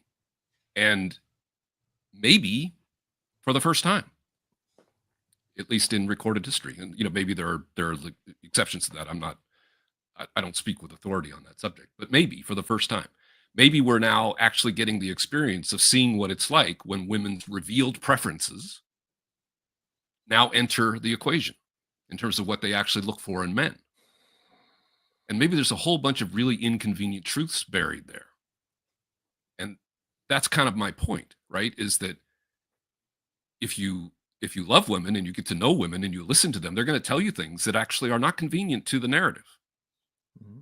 And what they perceive to be in their best interest, say in their 20s versus their 30s versus their 40s versus their 80s, again, we're generalizing here, can be quite different, and true for men too, by the way. But that whole narrative, you have to kind of look hard to find where that gets addressed directly.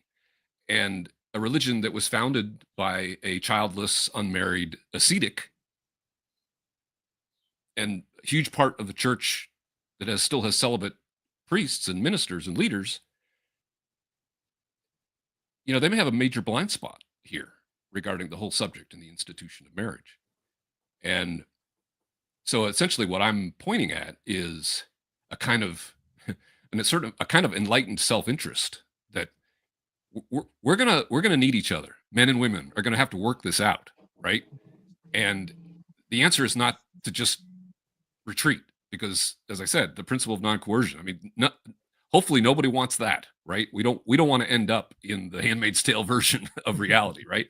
But that TV show resonated the way it did because there's an underlying anxiety among many, many, many modern women that there will be a full retreat on many of the advances that they have enjoyed, right? So it's not completely unfounded. It's almost like an archetypal fear, right?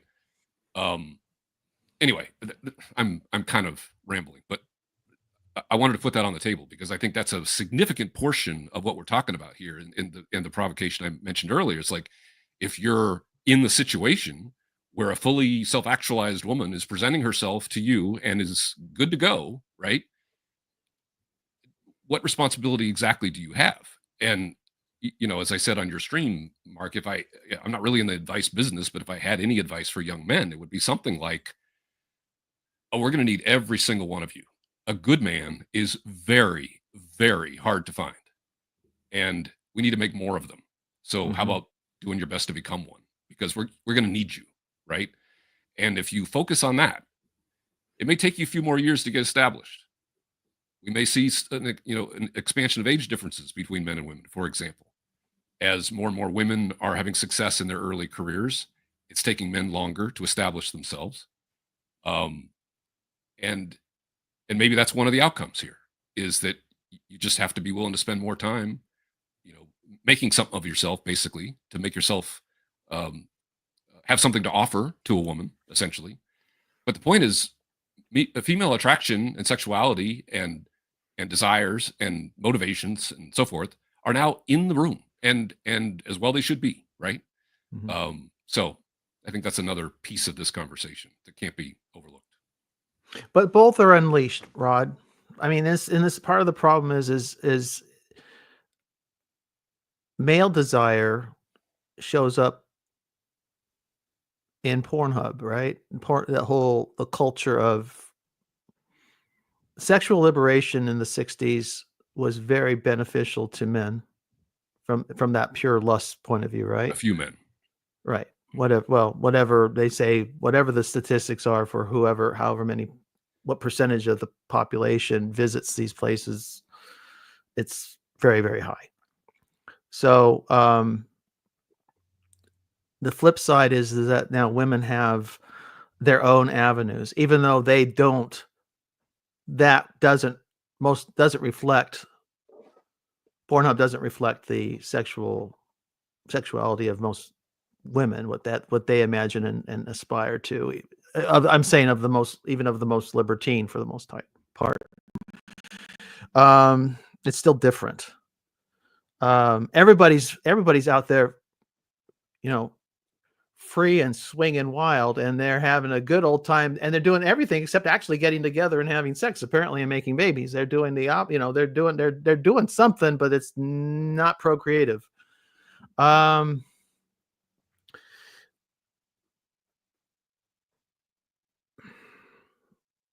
I don't know.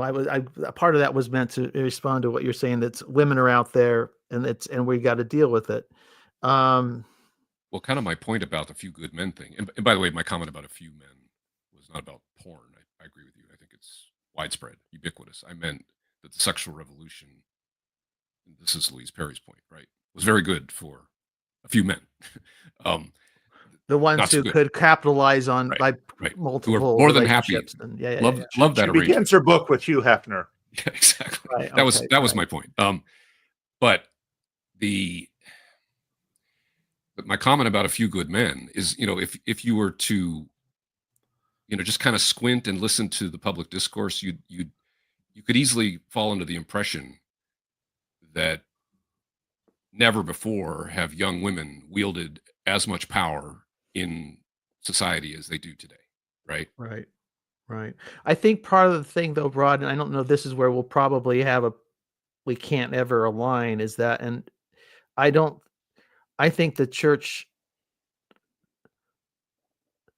the church, broadly speaking, must become at least part of the solution, if it isn't the solution. You want a solution to this problem without the church, or no, I'm not saying that. I, as a matter of fact, that's kind of my critique. Is, of all places, it would seem like church would be the one place that might actually have some moral authority here, right, and be able to show results. That's right. Actually, so I'm not saying that. Okay, fair enough. But then the church, then how do we fix the church, Paul? Because that's it. We've sold our birthright on this subject. Well, part of what a consumer society is designed to deliver is what people say they want. And a lot of what a deep institution like the church is supposed to do is help shape what people want. And it's also the case that what people say they want varies tremendously in terms of when you ask them and where you ask them. And, the point is being increased. And part of what our society has done is sort of make desire sacrosanct. Say, okay, desire is what we should give people when they say they want that. It's the job of society to help deliver to people what they say they want.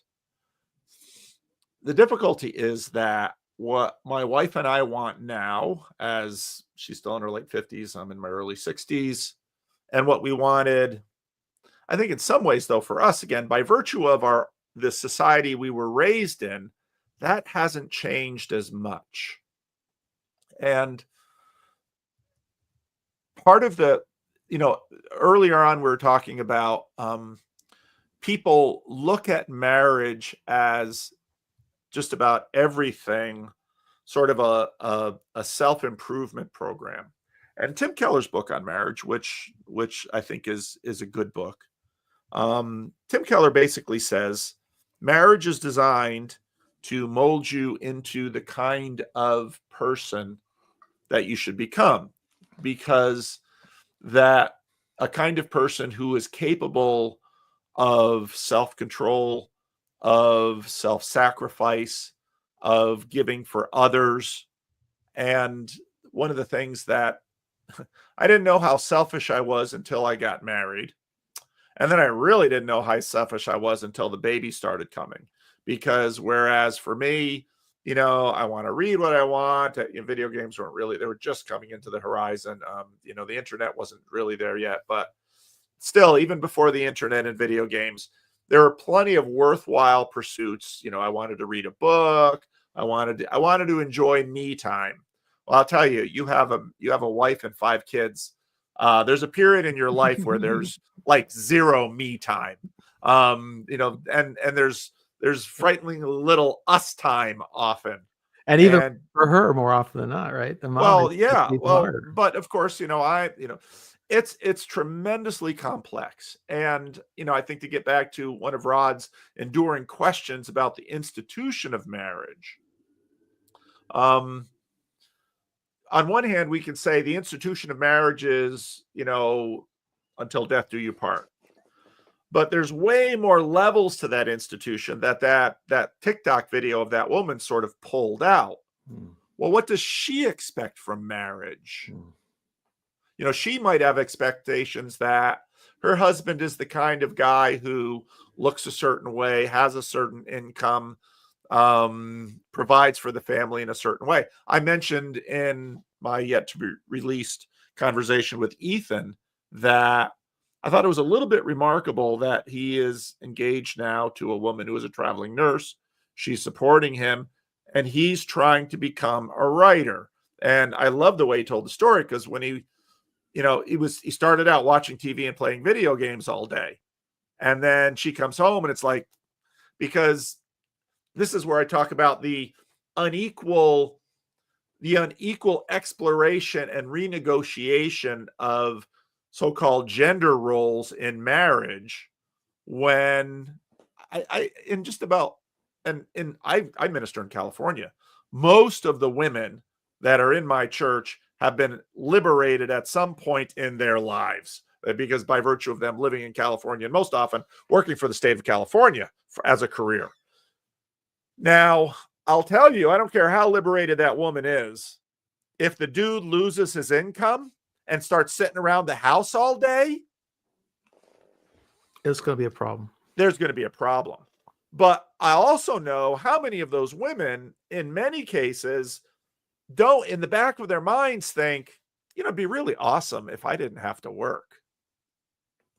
And it's like, is this the equality that we've been shooting for?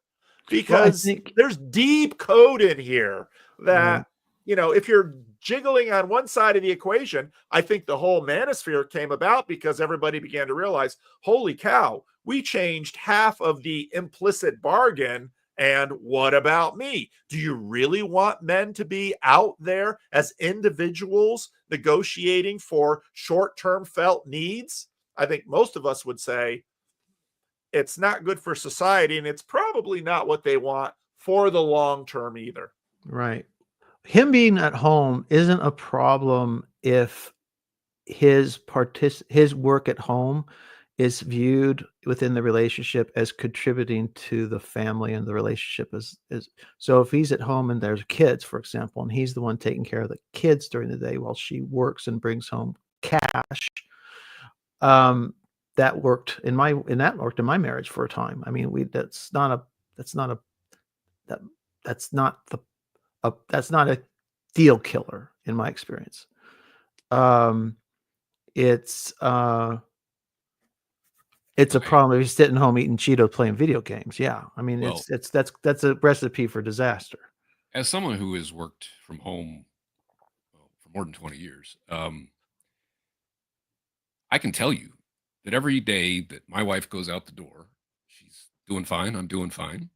I'm in my favorite chair with my laptop, and I have things I have to pay attention to, but I have time for Paul's homeroom and so forth. I can feel it every time she goes out. Like, shouldn't she be going somewhere? It's deep, right? There, even though I'm doing fine, right? There is just something about, like, why am I the one going out and you're right? And then when she comes back, like, there I am, right? So I don't know. There's something pretty deep there that is maybe more than just. Hey, it's nice to get out, though. I mean, In if other you're words, at home there's with the kids, there's the exterior world, there's the interior world, right? There is something about that is deeper than just a kind of exchange of roles. there's the fluidity of our roles within a good relationship these days that society allows this more. Women really enjoy being able to get out and work. Absolutely. And be. Yeah. It fits whatever in the modern marketplace. It fits the female personality well. This wasn't a comment on that. I'm just. Yeah. No, I something. understand. There's something there. Yeah. Well, On the other hand, go ahead. they just gonna don't. say I'm just saying. Oh, go ahead. Well, just so we don't lose the thread, the point you were making about Louise Perry I think she was on with Megan Daum this week, and I hadn't heard her make this point quite like this before, but to this point about kind of essentially relying on old assumptions. Women are still running the old code for men, but the new code for themselves, basically, right? And she made the point that in the 70s that it's one thing to say, well, the young people of that era that were leaning into their new freedoms and all the experimentation, all the things that happened there. What wasn't obvious then, it's much clearer to see now, is that was a one-time event. That wasn't just the kind of natural evolution of progress. They were still benefiting from their parents and grandparents running the old code. And then they could just simply kind of reject that and enjoy the freedom of movement that came with that, but still essentially in a society that had all the constraints in place that were making it safe to do that, right? And growing up in the 70s in Southern California, like I saw what was happening to people. You got into the 80s, particularly, late 70s into the 80s, you saw people just literally spin off. They, drug overdoses and just terrible things. We just lost people, right? Because there was no constraints. So those people did, they weren't living in, Boston or Philadelphia with lots of multi-generational culture around them. They were out on the left coast, just kind of, just going all the way to the end of whatever experiment they were trying. And so there was just a lot of wreckage as a result of that. And those people are now parents, if they are grandparents, right? And so those children and grandchildren are not growing up in those containers. But to the point I was making, you can still feel the old code running. There are still ideas about the way a man should be acting relative to a woman. And a lot of men are saying, yeah, but like you've completely moved. Like you're not, you're asking me to stand still as you basically change the rules on your side. And men rightly are saying, well, hang on a second. And they're basically pushing for a renegotiation. And when men do that and women begin to recognize, hey, this renegotiation, this is going to cost me and mine and my team. They're like, well, and maybe not. I love that Amy Shermer episode of, yeah, men are physically stronger, but we're living in a world where the tongue is mightier than the bicep often. And because, and so, again, I regularly see men, they are just being outplayed by their wives. And I worry. And the thing is that the children are watching this and learning from it. And the girls might learn, wow, they're picking up this skill. And the boys are learning, this is a losing relationship, making the kind of men walking away unsurprising. I haven't said much about my personal story, but I will insert this little detail. Of us 4 children, I'm the youngest. I'm the only one that's married. Really? I didn't know that. And so, but then modeling. Yeah, back to Louise Perry's point. Then, one of the things that I try to remember people within this conversation, this is a multi-generational conversation. And because Lord willing, you will be in your 20s, 30s, 40s, 50s, 60s, 70s, 80s, maybe even 90s these days. And so I also pastor a church where I see people in their 90s. And for the most part, most of those people that are at that age now, they're boomers or they're builders. And most of what's around them was formed by the old code. I have no idea what the new code is going to bring 50 years from now. But I'm a little concerned because I try to impress upon my children, and it's not just because I want grandbabies, which I do, and I've been very clear about that. That's my own selfishness. I love babies, really looking forward to grandbabies, but I look at seniors who have competent, loving, respectful, well-formed children. Those can be good years, even if they're difficult, because again, we lose agency and strength and health and all of those things. Mm-hmm. I look at seniors who don't have that beneath them, and not just one child. One is, and I'm sorry, Rod, I don't want to put fear in your bones, but because it's a lot on one child. And like, I even look at my family where my sister died a few years ago. So it's just my older sister and myself. And sometimes it's like, I'm living across the country. Ruth is living close.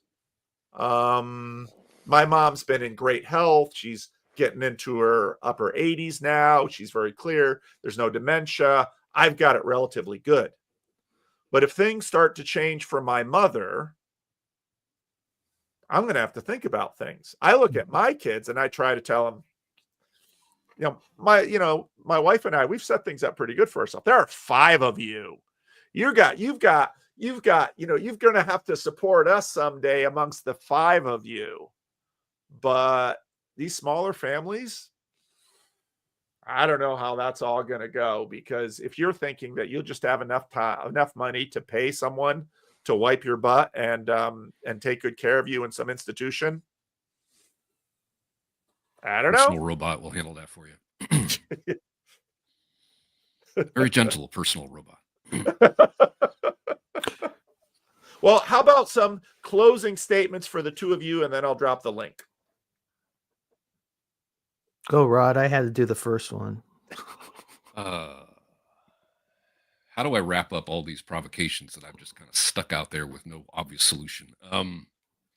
Well, kind of like I said to Henry on your stream the other day. It's like, well, if I'm trying to be constructive and I'm trying to, well, and to some extent, what's guiding my own decisions, right? I love being married. I love my wife. I see the value of being able to create a life with another person. We have been unable to have children so far. Sadly, there's a lot of grief with that. But I'm a fan of the institution. But I recognize I'm kind of not normal, right? I'm a bit of an outlier. And as I said, even in my own family. So if I could give advice, it would be something like, well, first of all, the world looks very different as you get a little older. This whole landscape changes.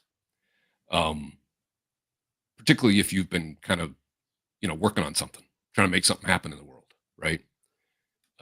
So my earlier comment, that old saw that a good man is hard to find, I would add some emphasis. A good man is very hard to find. And so we're going to need as many of those as possible. And my sense is women are going to increasingly come to this conclusion that they're actually going to be looking for good men. So however that looks for you, draw from whatever resources you can draw from, but do your best to become a good man. And that means, in one way or another, find a way to make a difference in the world. And I think, that's probably useful advice for anyone. Okay, Mark. I pray that this is just a temporary glitch in the matrix. But my, like I said, the sweet mark is kind of receding, and I'm going to sound really hard. I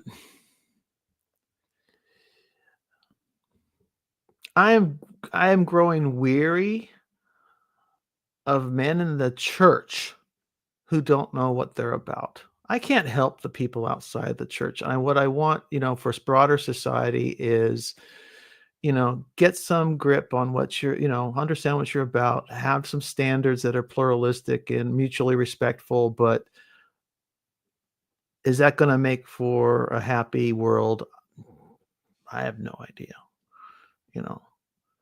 but within the church, I feel like we're living in a pre-diluvian world. What's that? Noah knew what he was about. We're going to play with a myth. We'll call it a myth for all you secularists out there. I don't know what is that term. I don't know what that means. Before the flood, before the pre-diluvian, flood. the deluge. Got it. Yeah. So the waters haven't come yet, but the world is a mess. But Noah knows what he's about. He's a man with a mission. It may be an insane mission. I mean, build a boat and put a bunch of animals in it, but he's on a mission. The church doesn't know what it's about, and I'm dealing with I won't go there. Anyway, there is, and I think this is helpful. This has been a very helpful conversation to crystallize in my mind that, men in the church really need to know what they're about. I really think if they do, women within the church will get a clue, be attracted to those men, and we will slowly fix this. We will fix first the culture within the church and then possibly broader culture, as the church would then become more appealing at the evangelistic level and bring more people in. But we're really, and it does mean a winnowing. The church probably is just not small enough yet. It hasn't receded. It hasn't shrunk enough until we really are. When you go to a church, these people are about building relationships and that support families, that support children, that support the elderly and the whole cycle of life. You don't come to this church, my ideal church. You wouldn't come to that church to self-actualize, to network for your insurance business, for all the other crappy reasons people go to church. You'll actually go to church to be part of building a barn in which you store your riches for heaven, and you're there for the community, and you're there for all of the aspects of community that go on, that's multi-generational. And wasting our time on all this other stuff about that goes to American culture is weakening us. Because those are my last words. I guess you could say, because it's still die on the hill, right? I don't even know what, God bless you. You're such a romantic. Why live? I mean, I can't even living for happiness. I'm happy. I'm happiest.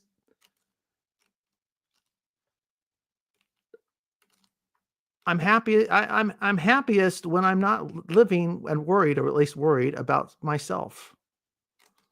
I think it's great because you being as romantic as you are makes me look a little less romantic. I like that. Rod, what was your phrase, Rod? Men are romantics masquerading as pragmatists, and women are pragmatists masquerading as romantics. Not mine. I stole it from somewhere. Indeed.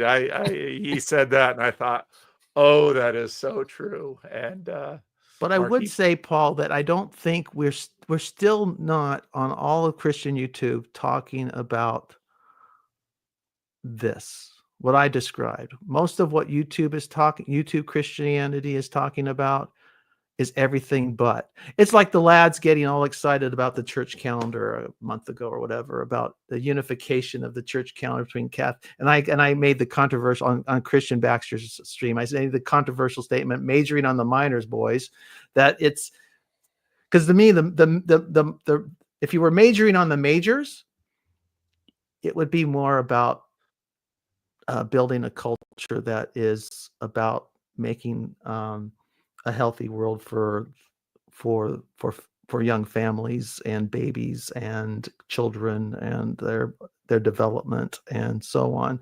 And I don't see where ritualistic stuff necessarily feeds into that. I mean, it could be supportive, sure, but the real blood and bones of what I'm talking about transcend liturgy and all of that. All right. There it is. Now I'm going to bring a young man in here, and we'll see if he actually says anything. I'm warning you, Andrew, if you don't say anything, you're not going to hang out on the screen. Maybe if you're eating something interesting. I've got nothing. But I'm a man. Well, you came with a head of hair. well, let's talk about your love life. How's it going? How about you, PBK? How's your love life going? I've been married for 37 buddy. years. It has its ups and downs, but the question isn't who. That's set. So, Andrew, tell us, are you dating? Where are you at with this stuff? Oh, I'm dating everyone. I have a long list of potential girlfriends. They all have yet to call me. Blah, blah, blah, blah, blah. They all have yet to call me. I got news for you. You're going to have to pick up the phone yourself. What does your mother want for you, Andrew? What does my mom want for me? Yes. I don't know. Lots of things. Probably engineering. Nathan asked for the link. Are you watching Nathan the on link my is live dropped. stream? The link's dropped on PVK's channel. You're going to have to on my cut channel. And paste it. All right. Thank you, Andrew. All right. Two more. Hello, Sam. Good afternoon. I am starting a First Friday fire tonight. Me and some guy friends hanging out around the fire. Curious if you guys had any pointers or tips for navigating the conversation. I'll be sprinkling in some estuary protocol structure, but as I'm trying to encourage the masculine virtue IRL, I'm a bit nervous, getting like a dozen friends from various backgrounds together. Curious if you had any tips, recommendations, advice. All right. I of course would recommend the estuary protocol, but because it works. Okay. Well, and I'm just glad to hear that you're trying to create a space for men. That is a vanishing part of society that I think we should all be encouraging, not to the exclusion of mixed spaces and spaces for women, but we have lost a lot of spaces for men, and that's a unique thing that I think men need. All right, Nathan, driving on the wrong side of the road, I see. What say you? That's right. Can you hear me okay, by the way? We hear you pretty well. Can you hear me? Yeah. Pretty well. So I'm here with my girlfriend, and we were listening, and I was telling her all about how it's women like her that are the demise of Western civilization. I just thought, obviously, like, she's not she comes from like a Hindu background more than anything, but you might be, if you wanted to get feedback from a woman who has listened to some of this conversation, you might be able to do so. I've kind of involuntarily trapped her in the street. It sounds what wonderful. a man. I'd like to hear it. Fully listening to the conversation. I don't think she has like any particular feedback. I just thought that if you wanted to get that, you possibly can. Absolutely, please. We're all ears. Oh, poor thing. You absolutely were. She was ripping into me. She was ripping into me when I was listening, and now she's live. She's all shy. But. No, I think the bits where they were like, "Well, there needs to be more good men" or something. I was like, "Yeah." Yeah, she was cracking along at your speech about there needed to be good men. Yeah. Yeah, but I wasn't fully listening, to be fair. Is there any? Well, have her tell us what a good man is. Yeah. Oh my gosh. I don't know. I think just someone who's kind, loyal, ambitious. It depends on kind of what you're looking for, I guess. But yeah, I think Nathan's a good man. Oh, thank you. Oh, that's very sweet. You're destroying his reputation around here. I like it. I like to see a happy Nathan. That's good. All right. It's the most All I've right. seen him smile. He's with his girlfriend. That's now we see him. No, you should see me most of the time around her. She was hitting me at the start. I was. We addressed that. Stop making me No fall. hitting. No hitting. No. No hitting. All right. Sam E., what say you? I mean, you joke, but I mean, Nathan's joy in his relationship, I mean, that's probably about the best thing I've seen for promoting marriage in this, togetherness in this live stream today. And yeah, I've been thinking about a conversation Louise Perry had with Lyman Stone this week, who he's a professional demographer, and he's studied a lot of these things. And one of the things that stuck out to me was that he had said that, and it strikes me as true, that people still want to get married at basically the same rate as they did maybe 30 years ago. And I don't know what's happened in the culture exactly, but I do agree that there's something that happened maybe about a decade ago where the default kind of switched from the path of least resistance to being married or being at least partnered to not. And I don't know why that happened and what exactly we can do to get out of it. I mean, there's lots of theories, but I suppose the question I have is, I know at least, actually 3 of the people here are fathers now. And I mean, what, if you were to give your children maybe 1 or 2 pieces of practical advice, I mean, about if they came to you and said, hey, I want to be married or I want to be in a relationship, but I'm having a hard time, what would you tell them? Don't be afraid. I really mean that in a big way, because one of the things that struck me in Luke's stream, this last one, was how much fear was being expressed, anxiety and fear around, and I only heard a little bit of it, so I may not be being fair, but to what I heard being expressed by several participants was fear and anxiety around a lot of things, but part of it was the world and your children and relationships and so on and so forth. Don't be afraid. Yes, you will be afraid. There are good reasons to be afraid, but in spite of your fear, act with courage, act boldly, make mistakes, make them big. Odds are you're not going to die from them. You will recover. Don't be just you're go, and you're never going to get through this world. You're not going to get through this life unscathed. So just accept that as part of it and be bold. Did the 3 of you have good marriage role models growing up, in your opinion? Or pretty good, yeah. That's another super interesting thing about the 3 of us, because I mean, my parents, I think, very much enjoyed their marriage, and they continued to have a good marriage all the way throughout. And it was funny, when my father died, my mother almost immediately said to me, and I'm not getting remarried. I'm like, I didn't ask you if you were. But she was very clear, because she had seen a lot of widows. You know, I've known some widows that just can't live without a man. And my mother basically said, I had a wonderful husband and I loved him and I was happy to take care of him in his senior years, but I'm not going to do that for another old man.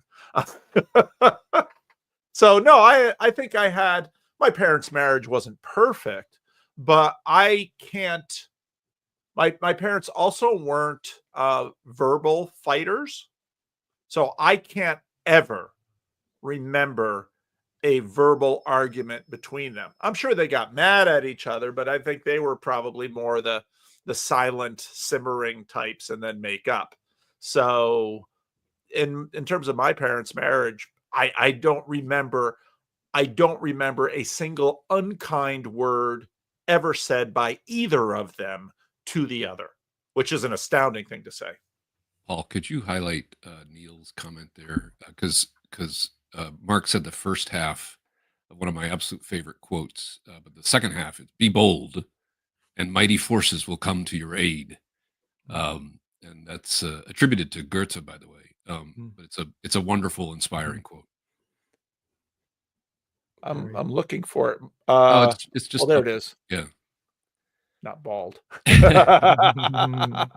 Neil. Jeez. Of course, Cale knows that one. He knew it was good too. Yeah. Although there's some controversies actually if it was. Either of you, because it is very interesting, because it's I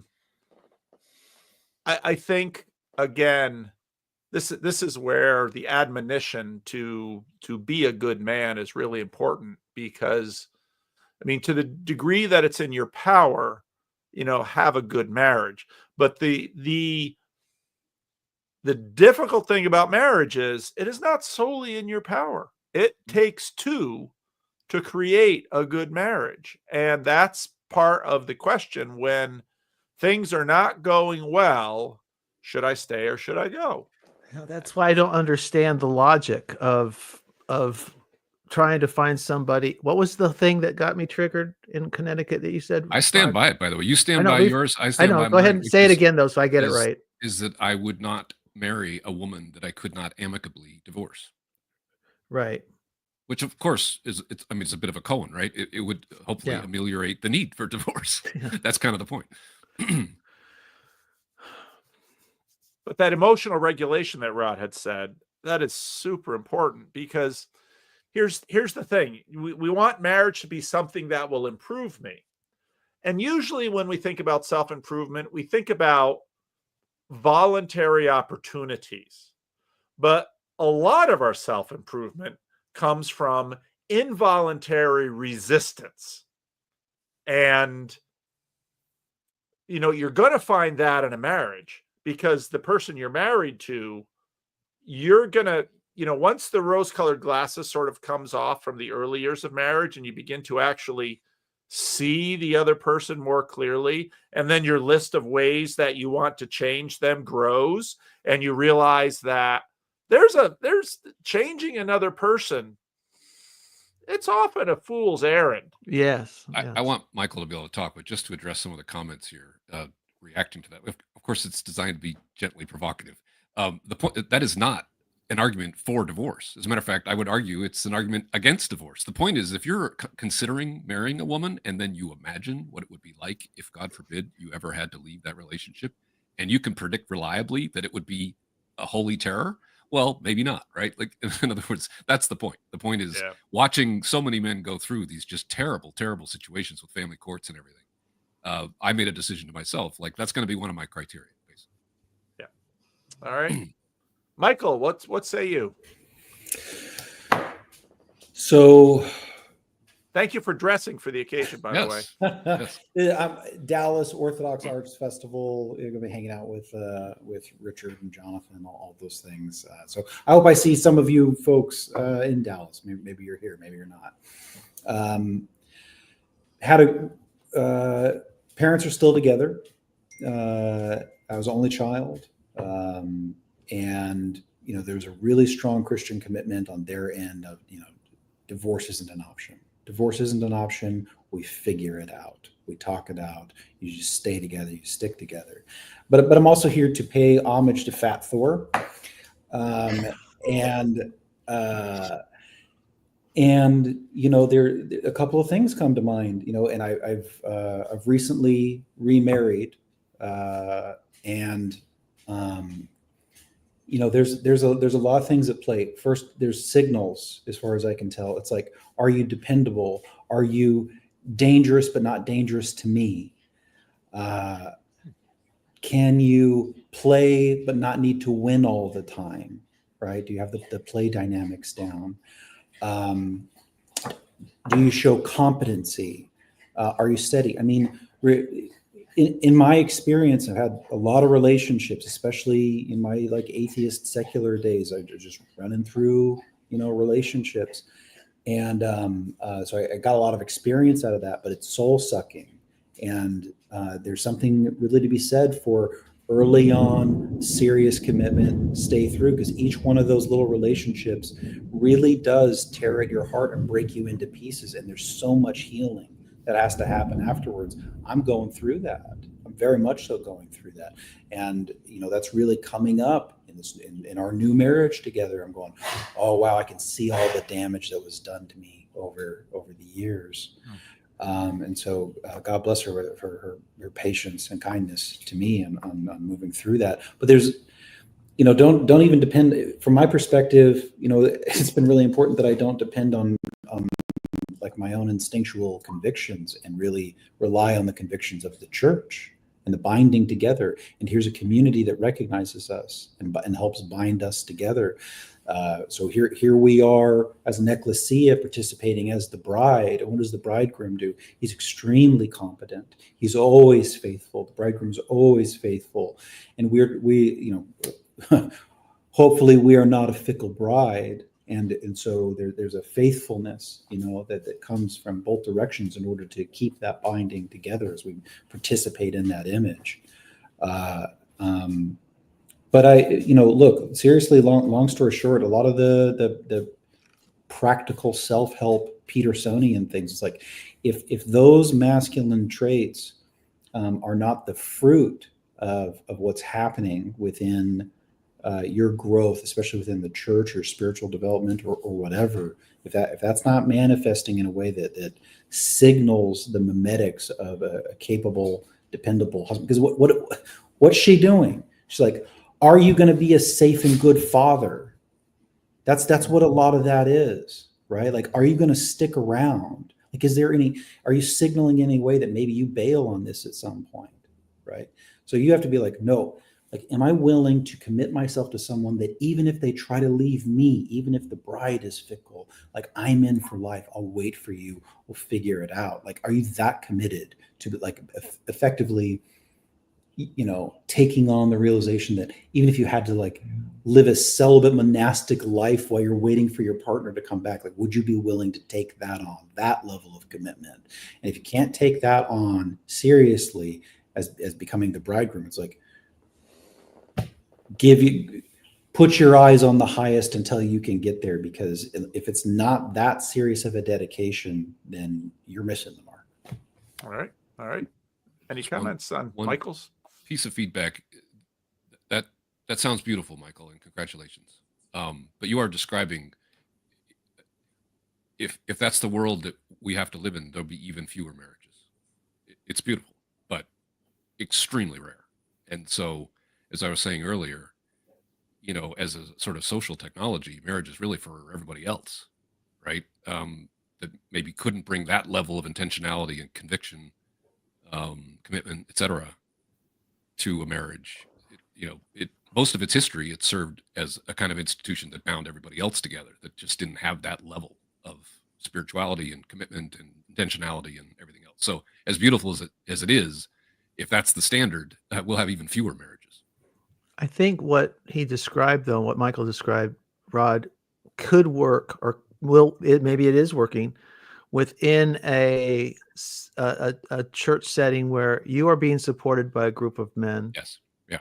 Who are mentoring you, and younger men than you, into this relationship, marriage with your wife, and that you also, your bride has a community of women mentoring and nurturing her in the same process. I think if you're in a culture that's mutually supportive, you'll be doing this together. So he's not just emptying himself and she's just consuming, but hopefully you hear the respect.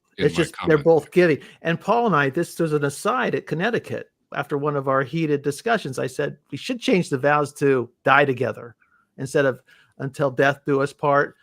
You sign up to die together, because life is learning is learning how to endure loss well. I would have to say, though, and I don't know, I can't speak about the Orthodox Church or the Catholic Church, but I think in many churches, what I've seen in a lot of Protestant churches is that they've been working to recode the women with the new code and maintain the old code in the men. And I think that's Aaron Wren's point.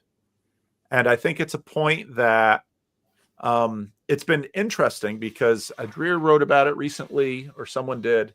And I've noticed this too in terms of the Orthodox conversation, which that's a segue to you, Cassidy, in a moment.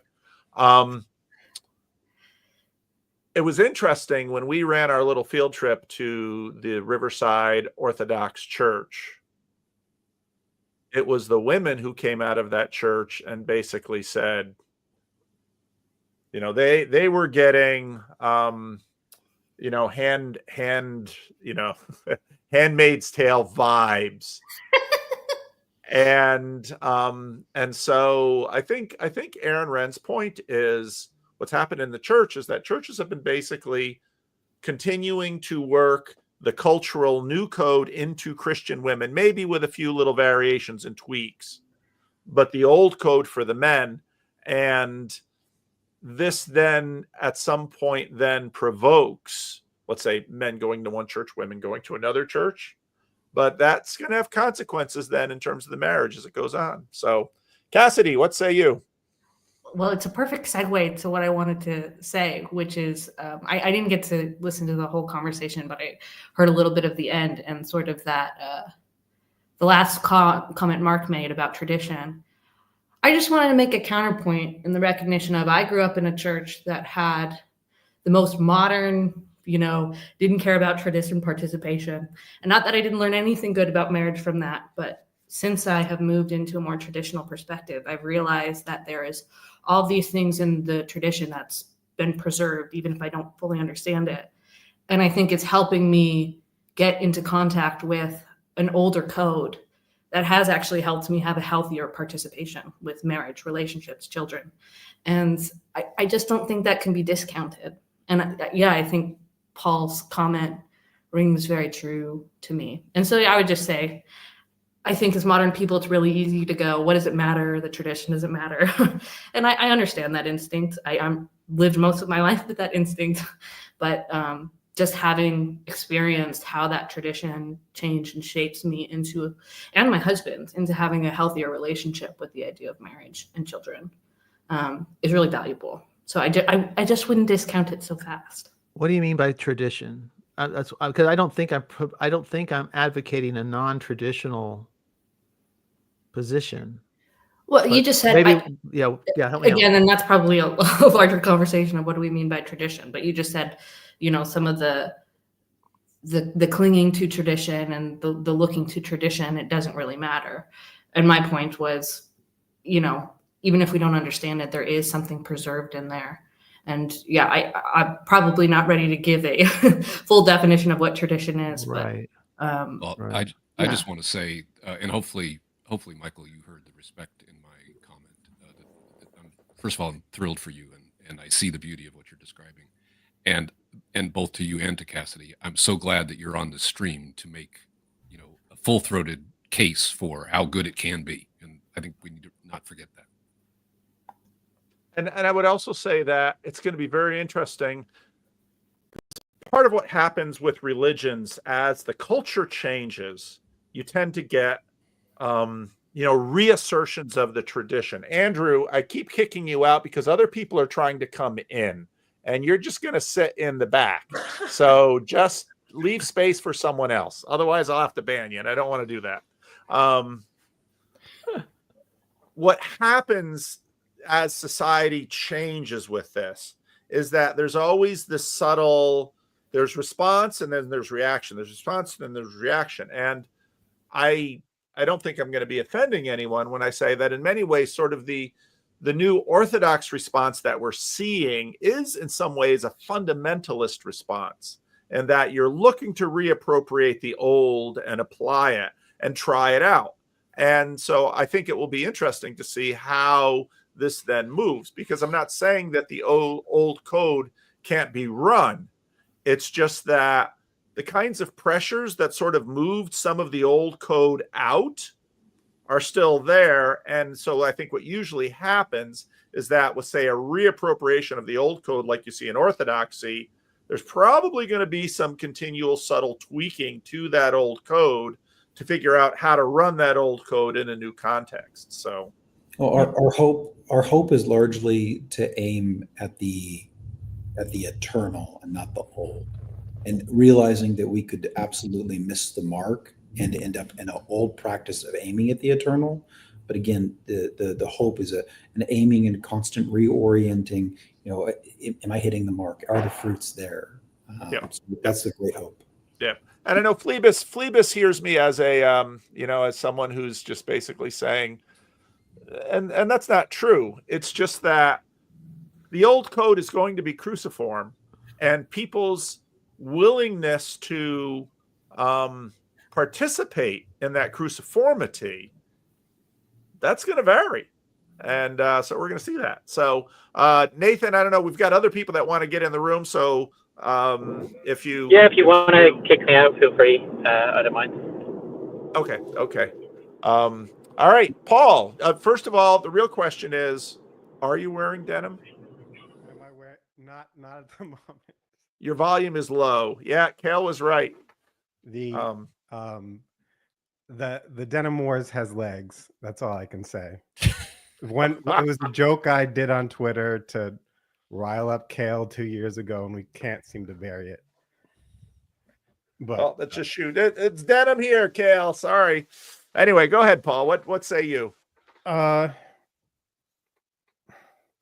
mean, I think part of all this comes down to is what is a man and what is a woman, and what does it mean to be in community? We fashion any group of a similar characteristic as a community, whether or not it is actually, a group of people that exist across time, that are concerned with reproducing themselves and their culture and getting resources to do so. That's what it is for me. And if I always come back to this mythological Greek village, where the church was at the center and everyone had a stake in a marriage. It was about the community. It was not about my personal fulfillment, and the raising of these children. Like, if we don't raise up men who can do the work to keep the lights on, metaphorically, if we don't raise up women that can serve that maternal role, then we won't survive. And we don't have those stakes in this current society. A lot of older people, they think, well, I've got a 401k, I've got a paid off house, I've got Social Security, I'm not tied to the success of my children or their children. That's my ability to continue to exist isn't contingent on that. And I see even in the Orthodox Church, I see women raised from the cradle in the Orthodox Church get into their 30s, not married, and they were encouraged to follow the secular path of pursuing their own desires, education, and whatnot. So I don't think that the quote traditional Christianities are immune from this, because we're not living in this village where the material and the spiritual are aligning, because there's no way to break that. We don't have the economic resources to disalign those things. We're living in the situation where everyone coming to my church lives in different parts of the greater metropolitan area. We're choosing where we live based upon how much money we make and what schools we want our kids to go to. And we're not actually a community. We're a lot more influenced by the secular. And what does it take to be respected by the people that are parents of the kids that go to my kids' school? What does it take to be respected in my neighborhood, to the extent that I even care about how people feel about me in suburbia? What does it take to get ahead? So, I met, and that leaves aside the whole thing that we've blown up hierarchy. Ross Douthat had a podcast with Lomez, I saw on YouTube the other day, and they brought up the Longhouse, and it's this idea that we've shifted from the vertical masculine, you have to prove your worth, you can be combative, to it's a very female, it's not even a hierarchy, it's this flat structure. It's crabs in a bucket, it's nagging, and it's like what does a man who can't experience hierarchy, who can't achieve things, who's got all the the old code, we still have all the obligations on us, but we get none of the ownership, we don't get a legacy, and so there's no incentive to say, plant that tree that your kids will sit in the shade of, because I'd love to buy land and say, this is going to be my generational household going forward, and the son that inherits this each generation is going to take care of this and serve the rest of the family. I'm a long way from being able to do that, and all of the forces in the world are more or less against me being able to achieve that. Yeah. No, and I think that's right. And Nate Van Dennen, who's going to be my roommate at Synod, he was making the point that we were in a householder society. This, which happened when the individual rather than the household is the basic unit of society. And when it used to be that women had to, and men to a degree, if you were divorced from your family, you were done. And that was more true of women than men. And the case is now that people divorce their families all the time. And I don't mean just their spouses. I mean, they've got their 401k, they've got health insurance, and they're dependent on all these other institutions to keep them alive. An idea would be, in a traditional society, if, let's say, a man wasn't treating his wife well, the brothers and the father would visit that man, probably with some clubs, and say, you'd better treat her right, or you're going to have a bigger problem. And Sonny Corleone. Yeah. Mark's dad. Yeah, Mark's dad's going to show up at your house. I went along on one of those rides.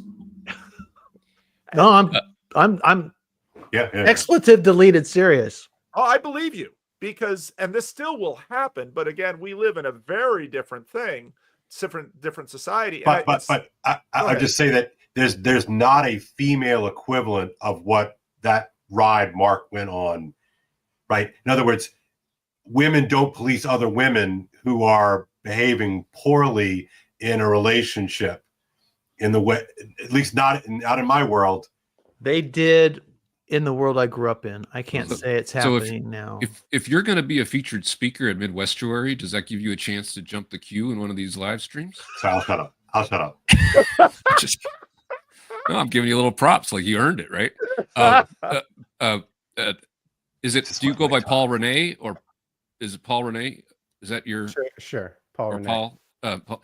I don't know you or your situation, but I just wanted to respond to what you're saying. I hope you don't feel discouraged because you laid it out very well, right? And I've made a lot of the same points. And in the marriage crisis conversation, I was laying out a lot of those same kind of concerns.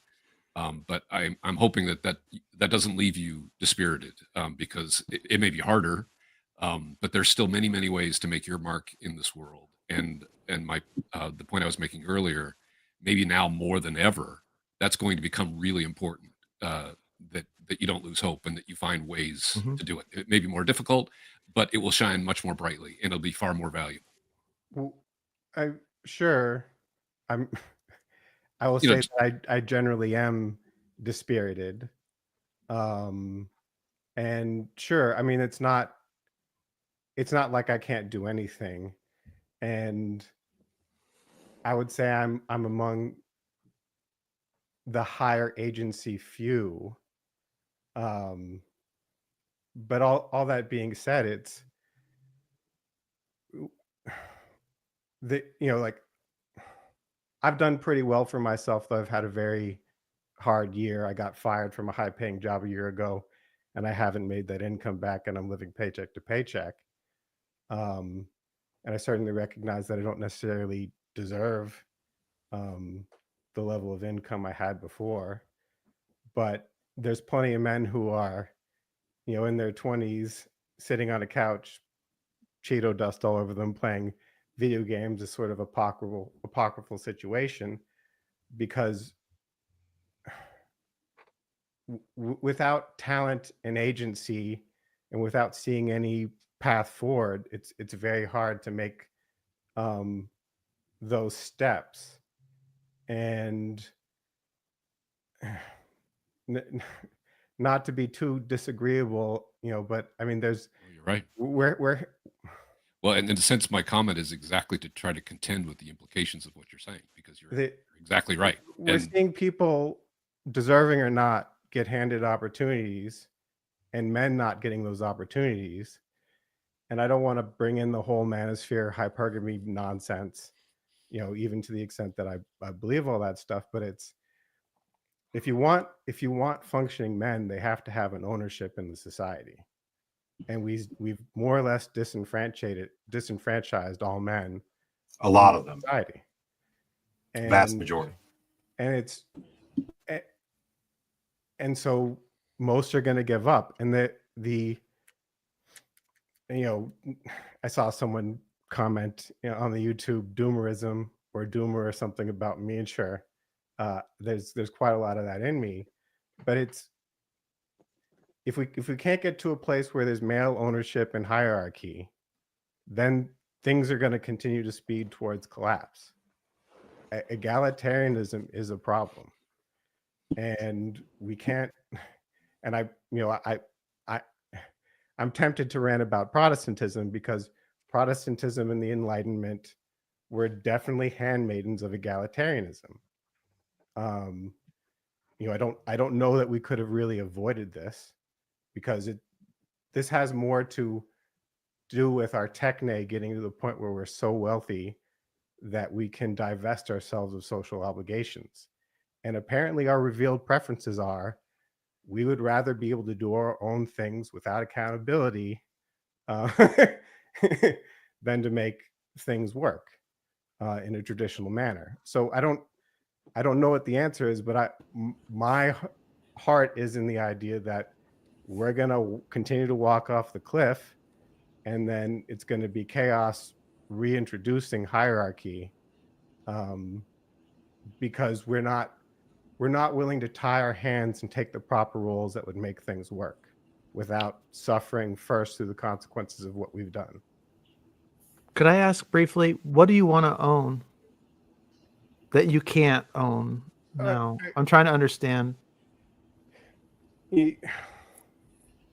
Like, what is a legacy? Why should I work all my life? What do I get out of that? What piece of this world can I call mine? Are these my sons who are following in my footsteps, and my grandsons who are following in my footsteps? Or are these just like, people I was involved in creating, but they have absolutely nothing to do with me, and they're shipped off to a state school, and they're indoctrinated to serve in this capitalist mess that we've put together, and it's all about GDP and line go up. You go to church, right? Did you say that? Though it's been a tough year, and I've missed quite a lot more than I probably should. I'm a very bad Orthodox Christian. But you have Christian friends who align with your values. Yeah, broadly speaking. And do you see the potential where through the building of the relationship, maybe, well, there's an old thing in Methodism, Wesley, I think, said you should make the most in life so that you can give the most. He was talking quite explicitly about income. Why, that's your purpose. I mean, I don't know if you need, this is new to me. So this would be a good discussion to have I'm later. going to move it. I'm going to move it can I along, just say Rod, and then Kale briefly, one more thing, and then on to Sandy.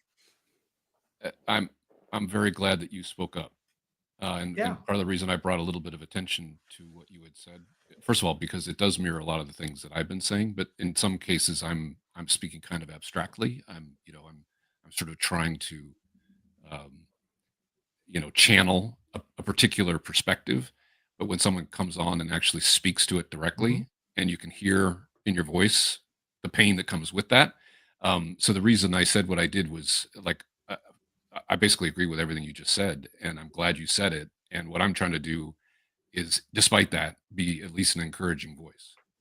That's my main goal, is that, and obviously I don't know you and I don't have any way to give you any prescription, but I just want to encourage you that the decline that you're predicting, first of all, I hope you're wrong. But if it comes, it's going to need you. It's going to need every one of us. So we still need to prepare, right? So in that preparation is some of the stuff that I'm trying to point to. Sandy, what say you? Oh, I'm sorry, Kale, you wanted to say something? She can go first. That's fine. Okay, go ahead, Sandy. Oh, and you froze. I did I? Can you you're hear me? okay. Yep. Okay. I hear so many things that that I've actually gone to private chat, so I can't watch that side as well, because it becomes distracting trying to think through all of the questions. But sorry, I've got this on small screen. I should put it on big screen. But what oops, I think it's Paul. I've got all the pop-ups. Yeah, but what Paul was just pointing at really sits in the place where I think about some of what has made me over the last couple of years, when these conversations come up, actually step in to be brave and have some comments.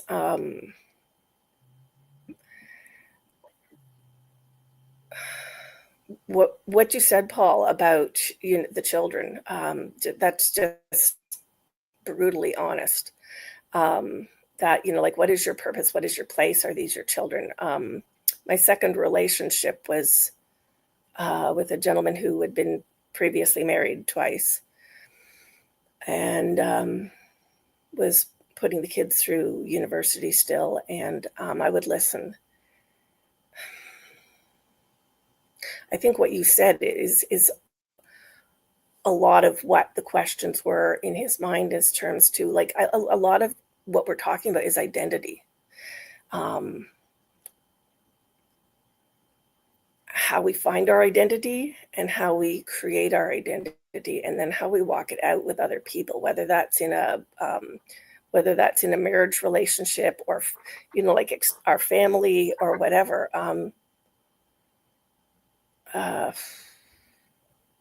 So I grew more in a barely 5-year relationship where he died than I did in a 36-year one that I left. And you guys have touched on a ton of good stuff today. I just want to say that, like, so there's a ton of good stuff. But one of the things I'm curious about, and I was just going to say, jump on and say, so ping some of the questions you wish you could ask, off me if you want. But I'll ask one of the questions kind of that I wonder about, like, when you talk about hierarchy, when I first showed up in this little corner, I freaked out every time Paul brought this male-female thing up, because I still had an awful lot of background that really wasn't able to process without the emotions going into overdrive. And 2-3 years later, now it's kind of nice to be able to actually step in and not think I'm going to completely unravel. But that's one of the things that I wonder about in how people talk about the equality and the, what's that other word that comes up a lot? Anyways. Oh, egalitarianism and complementarianism. And then the other word that comes up a lot is hierarchy. I know the observations I made of the two relationships that I was in and sort of how I graded myself on both of them. But I'm just kind of curious as to, aside from my perspective on my own, my own thoughts on that, what is that, like, what really is the key thing? And I guess that's why I'm pointing at kind of what Paul said really hits closest to being something super personal in terms of, if I could lay out the design, these are the things that I'm afraid aren't working, and these are the things I want to have work. So what does it actually look like in terms of hierarchy and the kind of the balance place? And I can tell you places I think I failed if you want. Yeah, I don't know that we have quite that much time. I got 3 people after you. There's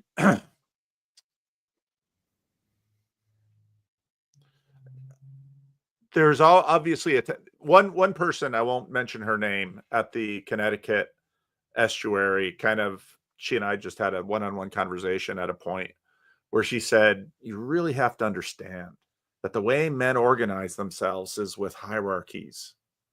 And women get really nervous about that because of the long history between men and women and how women have suffered. And so women tend to organize themselves in equalities.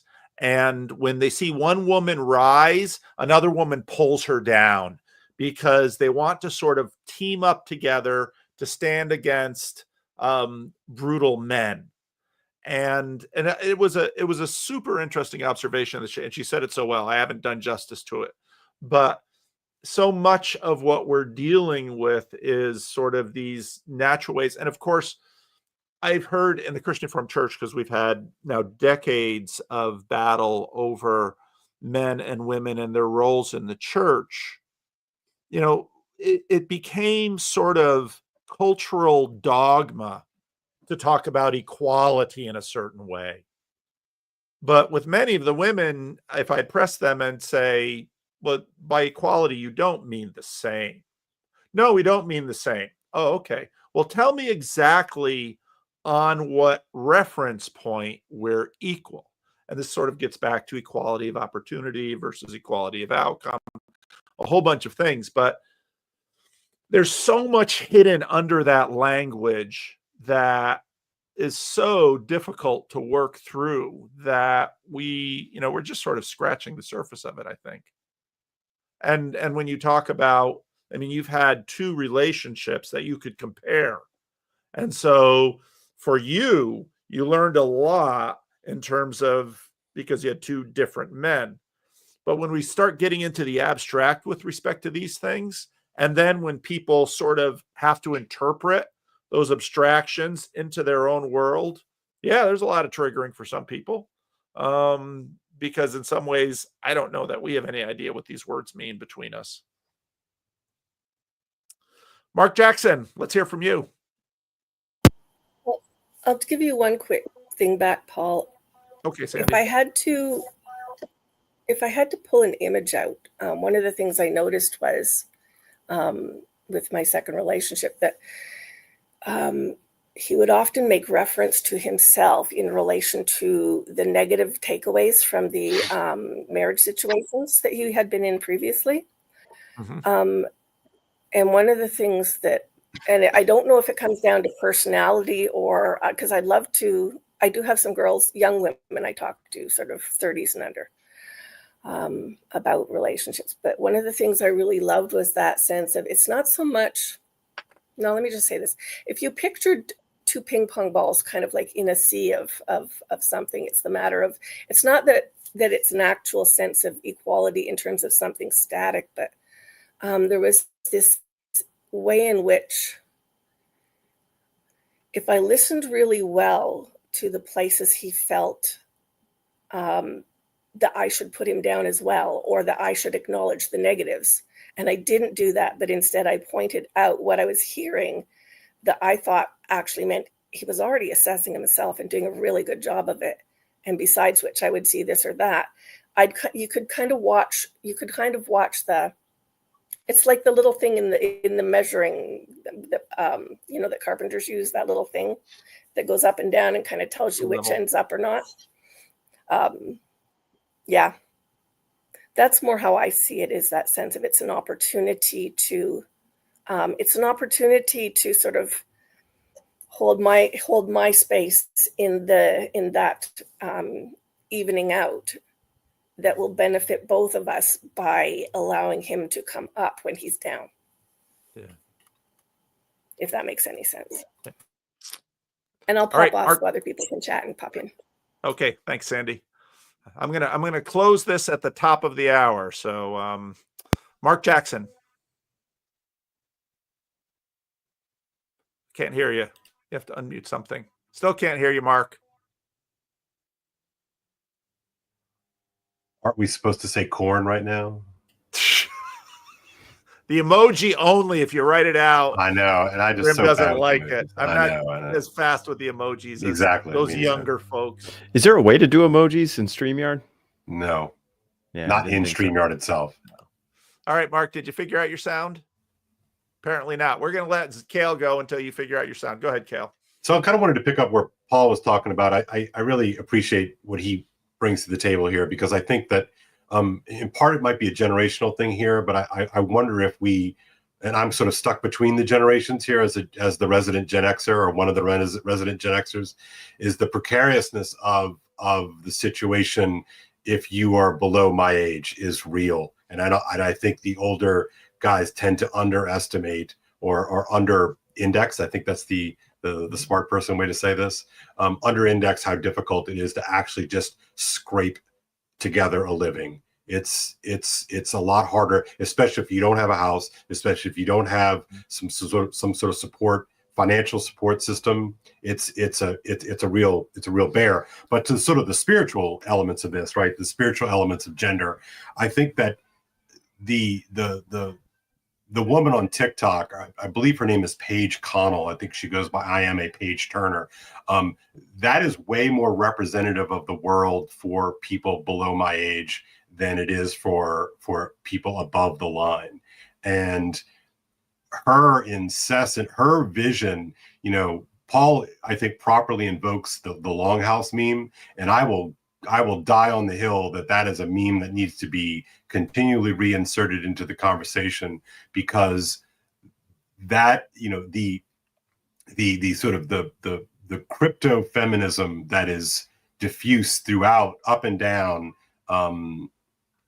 the world in which we live in, is an underrated scourge on this question of how we're going to sort of get along and how we're going to make a living. And so I think it's just way more precarious than I think we appreciate.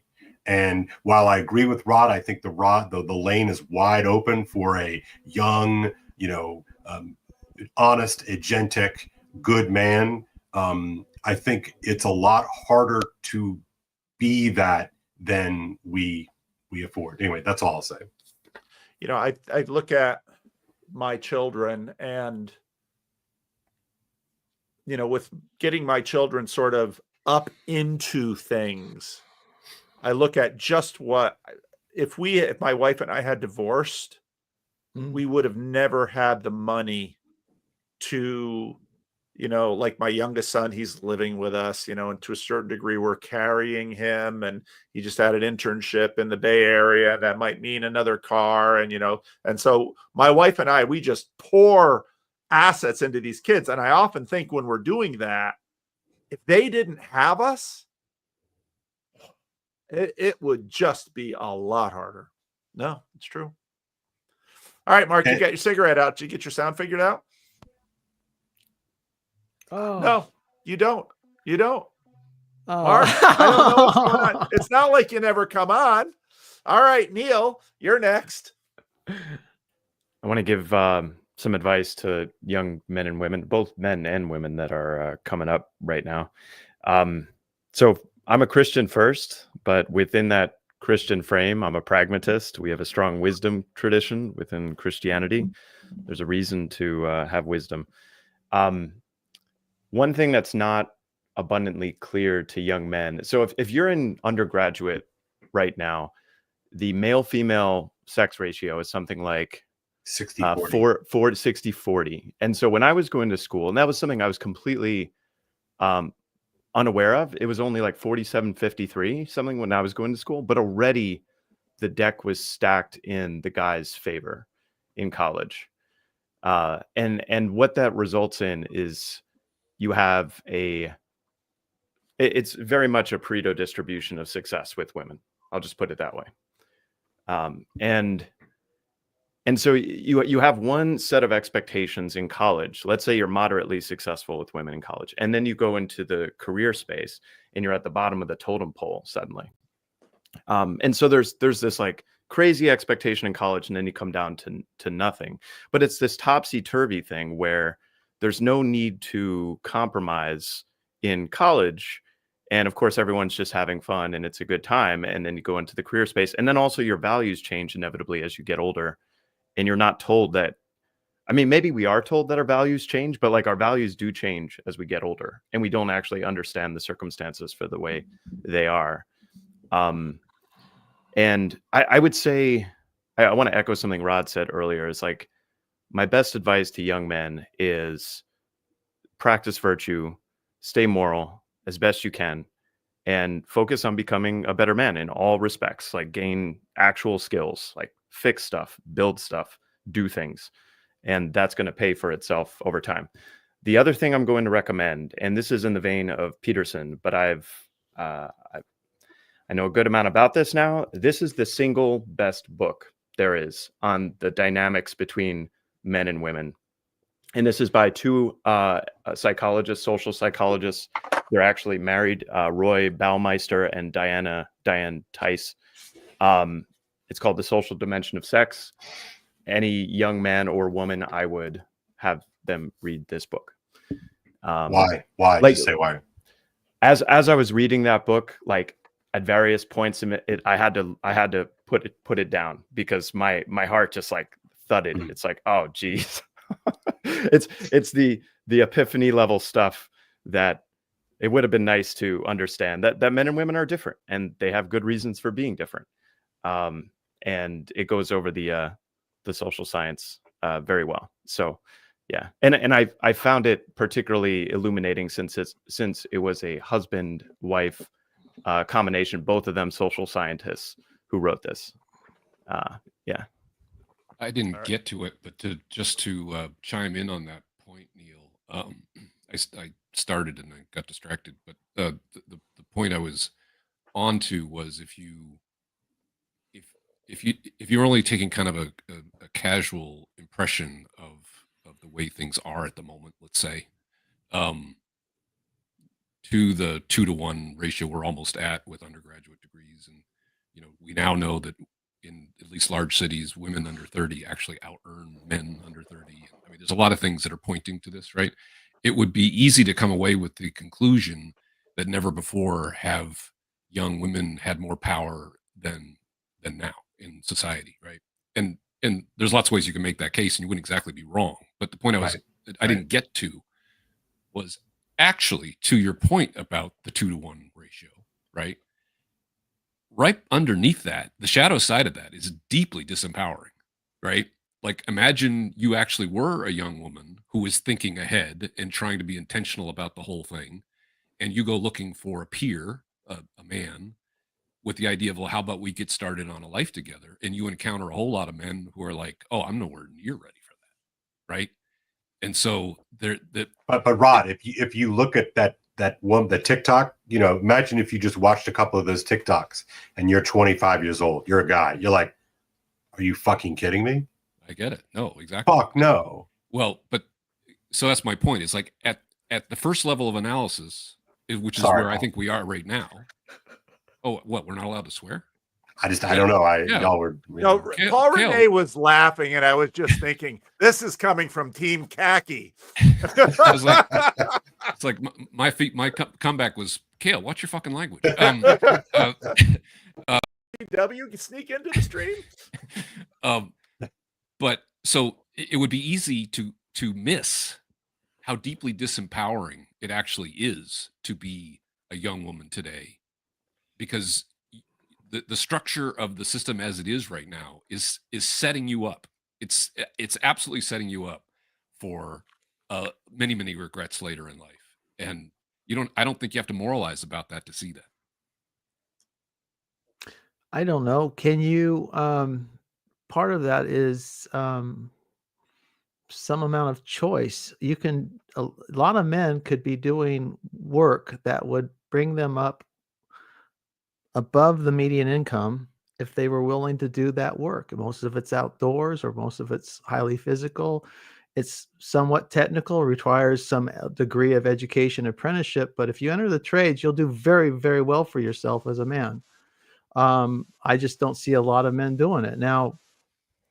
And I know guys who are advanced in the trades. They either own a business or they as contractors typically, and they'll say, I just can't find somebody young to take over my business. So he's going to watch he basically come to a point where he'll just sell his plumbing business or his whatever. So it's it's somewhat of a choice. Now you get to a certain point, you get to a certain age, it's harder to do. You get too old to enter. It's because it's a young man's game. But these are choices that are made when you're young, and it's. So, Paul, Renee, you were shaking your head when Mark was talking. Why did you disagree? And so was Kale. So, it's multidimensional. Number one is, sure, someone can earn $100,000 as a plumber, and if they're super successful and business minded, they can make a plumbing business and scale. But women look down on blue collar work. A plumber making $100,000 is not the same man as a lawyer making $100,000. Those aren't the same kind of men. That is not a woman you want. She would look down on someone who actually does an honest day's work. I've never seen a guy. Go to a shop. You're not wrong. Most of those guys aren't. He's right about. I get it. There's a class spectrum. of women about status and all that. Yeah. But they're not without women. These guys are not. But it's a beautiful filter. But Paul's married. He's not. This is not his. I actually am married, but he surprise. But you got to look at the whole gestalt of society here. Ever since the end of World War II, we are trying to push more and more people through university. All high schools have become, at least on the surface, college prep institutions. De facto, yes. Women are better at doing school from kindergarten through a master's degree than men. Amen. That's why there's more of them. Women see status in terms of academic achievement and white collar jobs. If you you're not going to be able to attract the best women as the best women define. Oh my gosh! Now we're really going down a rabbit hole. Best women. Like it's real, man. In terms of like attractiveness and social background, those who come from a middle class background and are the most attractive are not going to be interested in blue collar workers. But consider that a high pass filter. I mean, that is an ideal way to filter someone out for character, right? Sure, but I Paul, I got to head out here soon. Do you mind if I give a couple thoughts and bounce? Okay, go ahead, Michael. It strikes me that we're deeply in Genesis territory here, and maybe this is more homage to Fat Thor. But like, I remember I went to my dad's, kind of Protestant-y Baptist men's Bible group a few years ago. So we're in there, and one of the things that they're talking about in this men's group is like, here's these statistics about if men are in the church, right? If husbands or fathers are in the church, the statistics on will their families end up coming with them really high. So it's really important that you stay in the church. I found that to be relevant and good and interesting and true. What I've seen play out in the Orthodox Church is you have this huge influx. We'll see where it goes. We're kind of only 5 years in, but here's this influx of men. A lot of them, maybe, they're coming from other traditions and they land in the Orthodox Church, and even their family maybe feels betrayed. Why are you there instead of our community? But over time, and for some of these guys, it's longer than that. It's not just a recent converts. You got folks that takes 10 years of dedication and a softening of the heart and showing the way that they've grown or developed or what have you, in order to go, okay, maybe we can bring the family in here. The wife comes along. But again, on the kind of Petersonian stuff here, okay, so you've got a spirit of adventure. Here's this problem. Abraham's in Ur. Here's this decadent society or something, to Paul's point. Here's the problems of Ur. And so you have to branch out and do something else, sort of a voluntary poverty and like scary situation that you're running into.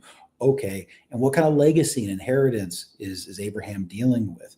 Well, there is the physical seed, but more importantly, right, is the seed of the heart and the inheritance of that. You think about these Coptic Christians, right? They were under an oppressive regime. There wasn't an opportunity for material gain. And how are you a man of value and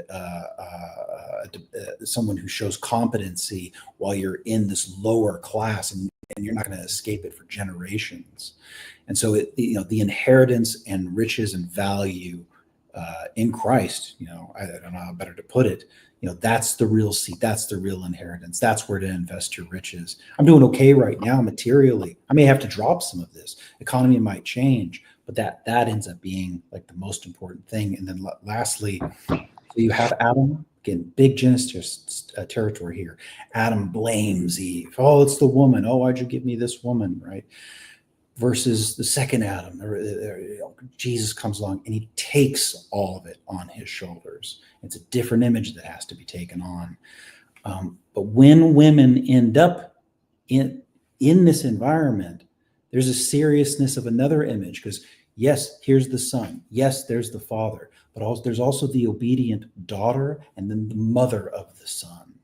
And that's an image that they're going to have to grapple with, which I can't speak to very well, but I see it playing out. I got to bounce. Thank you, everybody. All right, Michael. Thank you. Mark, do you have your sound? If you could hear me now, singing somewhere through the lonely night. You can hear me? We can hear you. Singing through the lonely night out there in Tbilisi. I love him. What say you? Say again? What say you? What do you want to say? I want to slap you all in the faces, and especially Mr. Mark D. Parker, because you're all being flat earthers. And what I mean by that is materialist. There's only one dimension. 90% of a marriage is woo.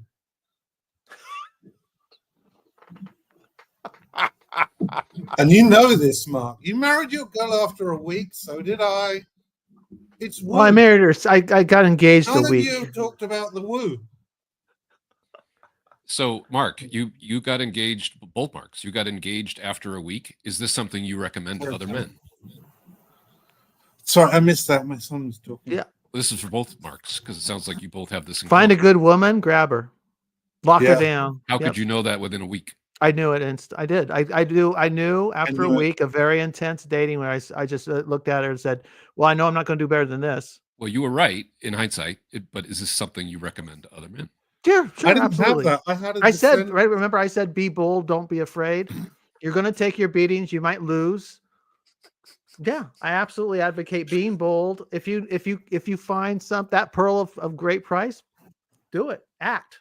Don't dawdle. Good God, sit or stand. Don't wobble. You're going to die. Many have died on that hill. And die with this woman. Be a Okay. I'm not be a arguing with that. effing man. Well, at least standing behind it. So that's why I asked. See, now I'm a deacon. I can't use that kind of language in It's kind public. of, I mean, it's easy for you to say because it all worked out for you. But It fair is enough. easy for it. Well, no, it's not easy for. It wasn't easy to do. Understood. Okay, As I here's the said, thing. I'm bleeding all over the place around here, but it's part of life. Sorry. I knew I would grow old and die with my wife, unless I effed it up, pun intended. So let's just not do that, and then I get to grow old and die with her, and she gets to grow old and die with me, and we're both happy. Children are happy. Everyone's happy. All our friends are happy. It just works. All I have to do is just not make a mess of it, which isn't that hard, really. Sounds like you got a good one, Mark. Congratulations. He's got a beautiful family. All right, Isaac, what say you? What's up? Oh my goodness. It's a ravishing conversation. I enjoyed every minute of it. All the boundaries being broken and stuff. No. No, I just I resonated very very much so with what you were saying, Paul. Paul Renee. It was kind of I've had almost kind of carbon copy experience, at least in the retelling that you've uh, given here briefly, with losing a job, not knowing how to stand back up, going through a school to get a license, and then finding something else to do. And it's like, even after I go through all this toil, what's going to be on the other side of this? Is it going to be something that I'm going to be proud of? Sure, I'm going to be okay with the accomplishment of getting this, but is it going to move me towards being a better person, better guy, accomplishing stuff? And then, that I can look back and, familiars of mine can look back and, appreciate and so forth. And, just kind of wrestling with all those questions. And it's tough. It's, beyond words, but in those moments, you apparently, I just kept having all kinds of,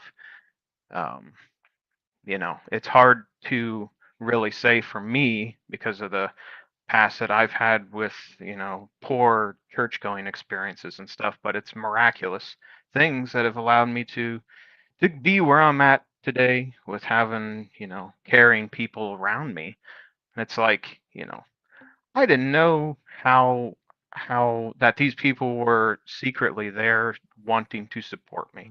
And it's like, on the one hand, it's, it's a heck of a time trying to locate yourself on, a socioeconomic uh, rung of the ladder, so to say. But and I know it's not just socioeconomic when you talk about legacy, but it's like, that's, these measures inform people of what they mean to the world by, the money that you make. And while it's not all materiality, it's, it's good to provide for the people that you care for, and it's good to, let people know that these things are important through these kinds of acts. And it's tough to know in the good times, in all kinds of uh, all kinds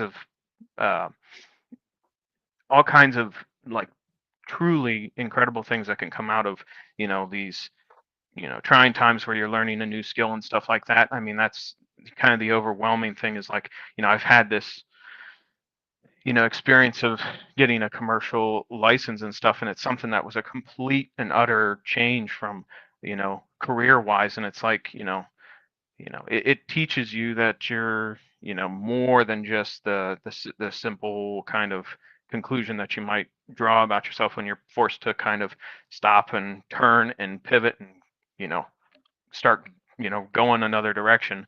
And in that you can learn a whole lot about yourself. And the negotiation that the conversation was about marriage and stuff, but the qualifications that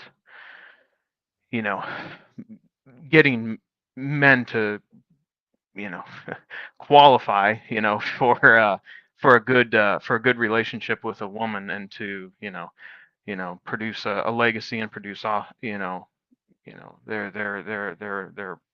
progeny through time. These things are, I can look back at these things and say, well, it was, with the right eyes to see, these things are, something that I definitely cherish. So, yeah. All right. Thank you, Isaac. Yeah. Nathan, we've got 2 minutes before I'm going to start the branding. So now that you're in a quiet room, was it too noisy before? Sorry about that. No, it was fine. It was fine. That was awesome. It was awesome. I wish your girlfriend had gotten on camera and said a little something to us. That would have been great. Yeah. Honestly, she was so cocky beforehand when it was you guys talking. And then as soon as and she had a go at me afterwards as well.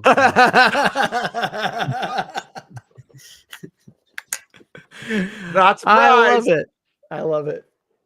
But I've got my iodine just arrived for, because it's all kicking off between India and Pakistan. So we've got to be ready for nuclear war. I've been paying attention to that.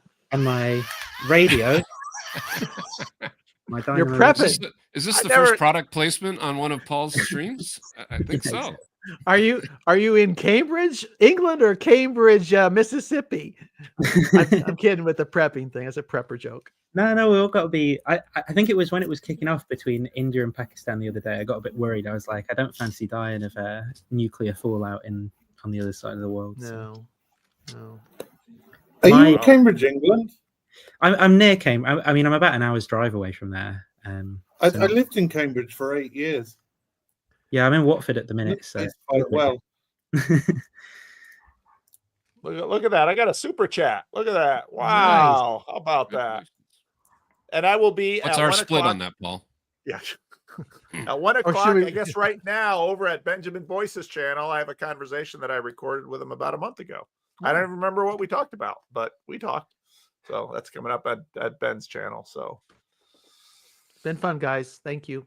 All right. My only take I was going to drop just from listening to all this is relationships are complicated. For real. If you haven't watched my conversation with Raymond, wow. And probably Monday or Saturday, I'll drop my conversation with Ethan, which is 3.5 hours. Another big one. So yeah, we're going full Joe Rogan here. So anyway, thank you all for participating. Special thanks to Rod and Mark for anchoring this thing. And I don't know that we resolved anything, but I hope that we got a bunch of the Connecticut folks back together on this. It was good. Yeah, it's true. Thanks for the invitation, Rod and Paul, for hosting. Yeah. So it's fun, my guys. Pleasure. All right, here we go. Let's see. Oh, because Clara said there weren't quite enough women here. Also in today's community report, Clara, our resident sociologist, had some relevant things to say to the world. So this is my kitchen. You can even see that there is a fly trap behind me. That's something I would have removed if I had really thought about this, because that is disgusting. Right now I am roasting chicken to eat later today. And I feel like I need to justify that to myself and to the world, like literally to the world, because I'm live streaming. Midestuary 2025, August 22nd through the 24th in Elmhurst, Illinois. A weekend you won't want to miss, with special guests Cale Zeldin, Paul Vanderklay, Rod Dreher, Elizabeth Oldfield, John Vervaeke, and Jonathan Pajot. Midestuary 2025, the Fellowship of the Spirit. Stay tuned for more details. Visit us at midestuary.com for ongoing updates. Still I have it. There are moments I conveniently forget that I'm a 40-year-old man. The last vestiges of a ghost long dead. A ghost with a messiah complex. A messiah too lazy to rise or ascend. Happily hurt and hard. hanger-on or haunting of a time past, a heroic dream of the harrowing of hell, failure to launch, cling to a life vest, treading in spells that linger and last. Mom and Dad, righteous and mad, daydreamers with ghosts of their own. My memory of them stoic, looking with aims to pretend, always on the brink of somewhere, each a child dancing on the fence. On down the river, dreamt in the sunshine, Saturday morning cartoons, the only Sabbath I knew. A disciple of Jim Henson and John Hughes. Worship in cathedrals where the Toys R Us, baptized in ball pits, a clown served the sacrament we eat. More Pepsi and Pizza Hut. Say please, say cheese. Between Kurt Cobain, a scrambled cable screen, towers tumbling, Super Bowls, and reality TV, the ghost is constitutionally unwilling and intrinsically unable to see and be seen, searching madly for attention to seek. But you can be anything. Never say never. If you've got nothing nice to say, don't say nothing, ever. Don't talk to strangers. See what I say. Just do it. You don't listen very well, do you? You don't do very well, do you? You're not looking too good, are you? Keep up. Appearances aren't what they seem. Will you ever grow up? You look like you're stuck. I think you took too much. Echoes the ghost within the host, who prays the dead bury their dead and stay buried in a fading dream.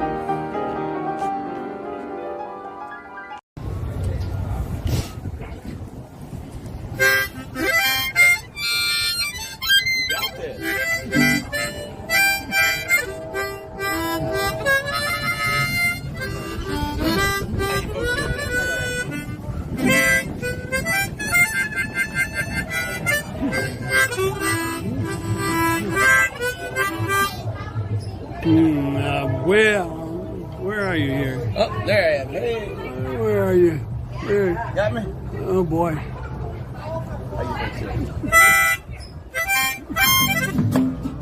Yeah. Walk with me, Lord. Walk with me. Come on, Peter. Walk with me, Lord. Walk with me. All along this Jesus journey. Walk with me, Lord. Walk with me. Yeah. Walk with my mama. Yeah, walk with my mama. Walk with me. Walk with me too. You walk with my mama. Yeah. Walk with me. And walk with me too. Oh, yeah. Jesus journey. Want Jesus. Walk with me. Walk with me. Yeah, hold my hand, Lord. Hold my hand. Hold my hand, Lord. Hold my hand.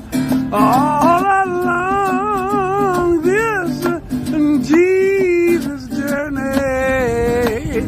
Hold my hand, Lord, and hold my hand. Walk with Moses. You walk with Moses. Walk with me. Walk with me. You walk with Moses.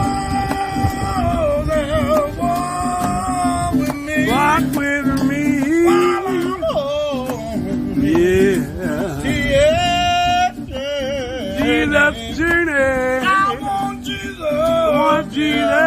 walk with me.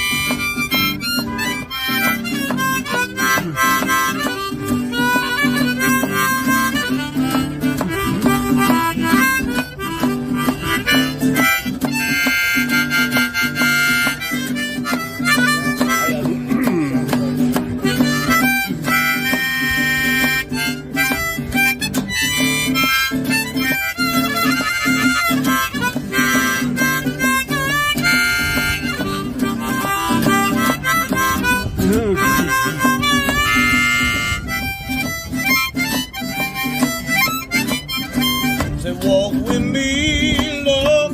How y'all doing? Walk with me. Walk with me, love. Walk with me. Walk with me. Come on, my city Yeah, I want Jesus. I want Jesus to walk with me. to walk with me. Walk with David, a little shepherd boy. Yeah, you made him a great king. I know David shouted for joy. He walked with David, and he's a little shepherd boy. You made him a great king, and David shouted for joy. That's right. Oh, yeah. So walk with me, Lord. Walk with me. Walk with me, Lord. Walk with me. All along this Jesus journey. Walk with me, Lord. Walk with me. Gotta walk with me, Lord. Yeah! That was rocking great, brother. Oh, yeah.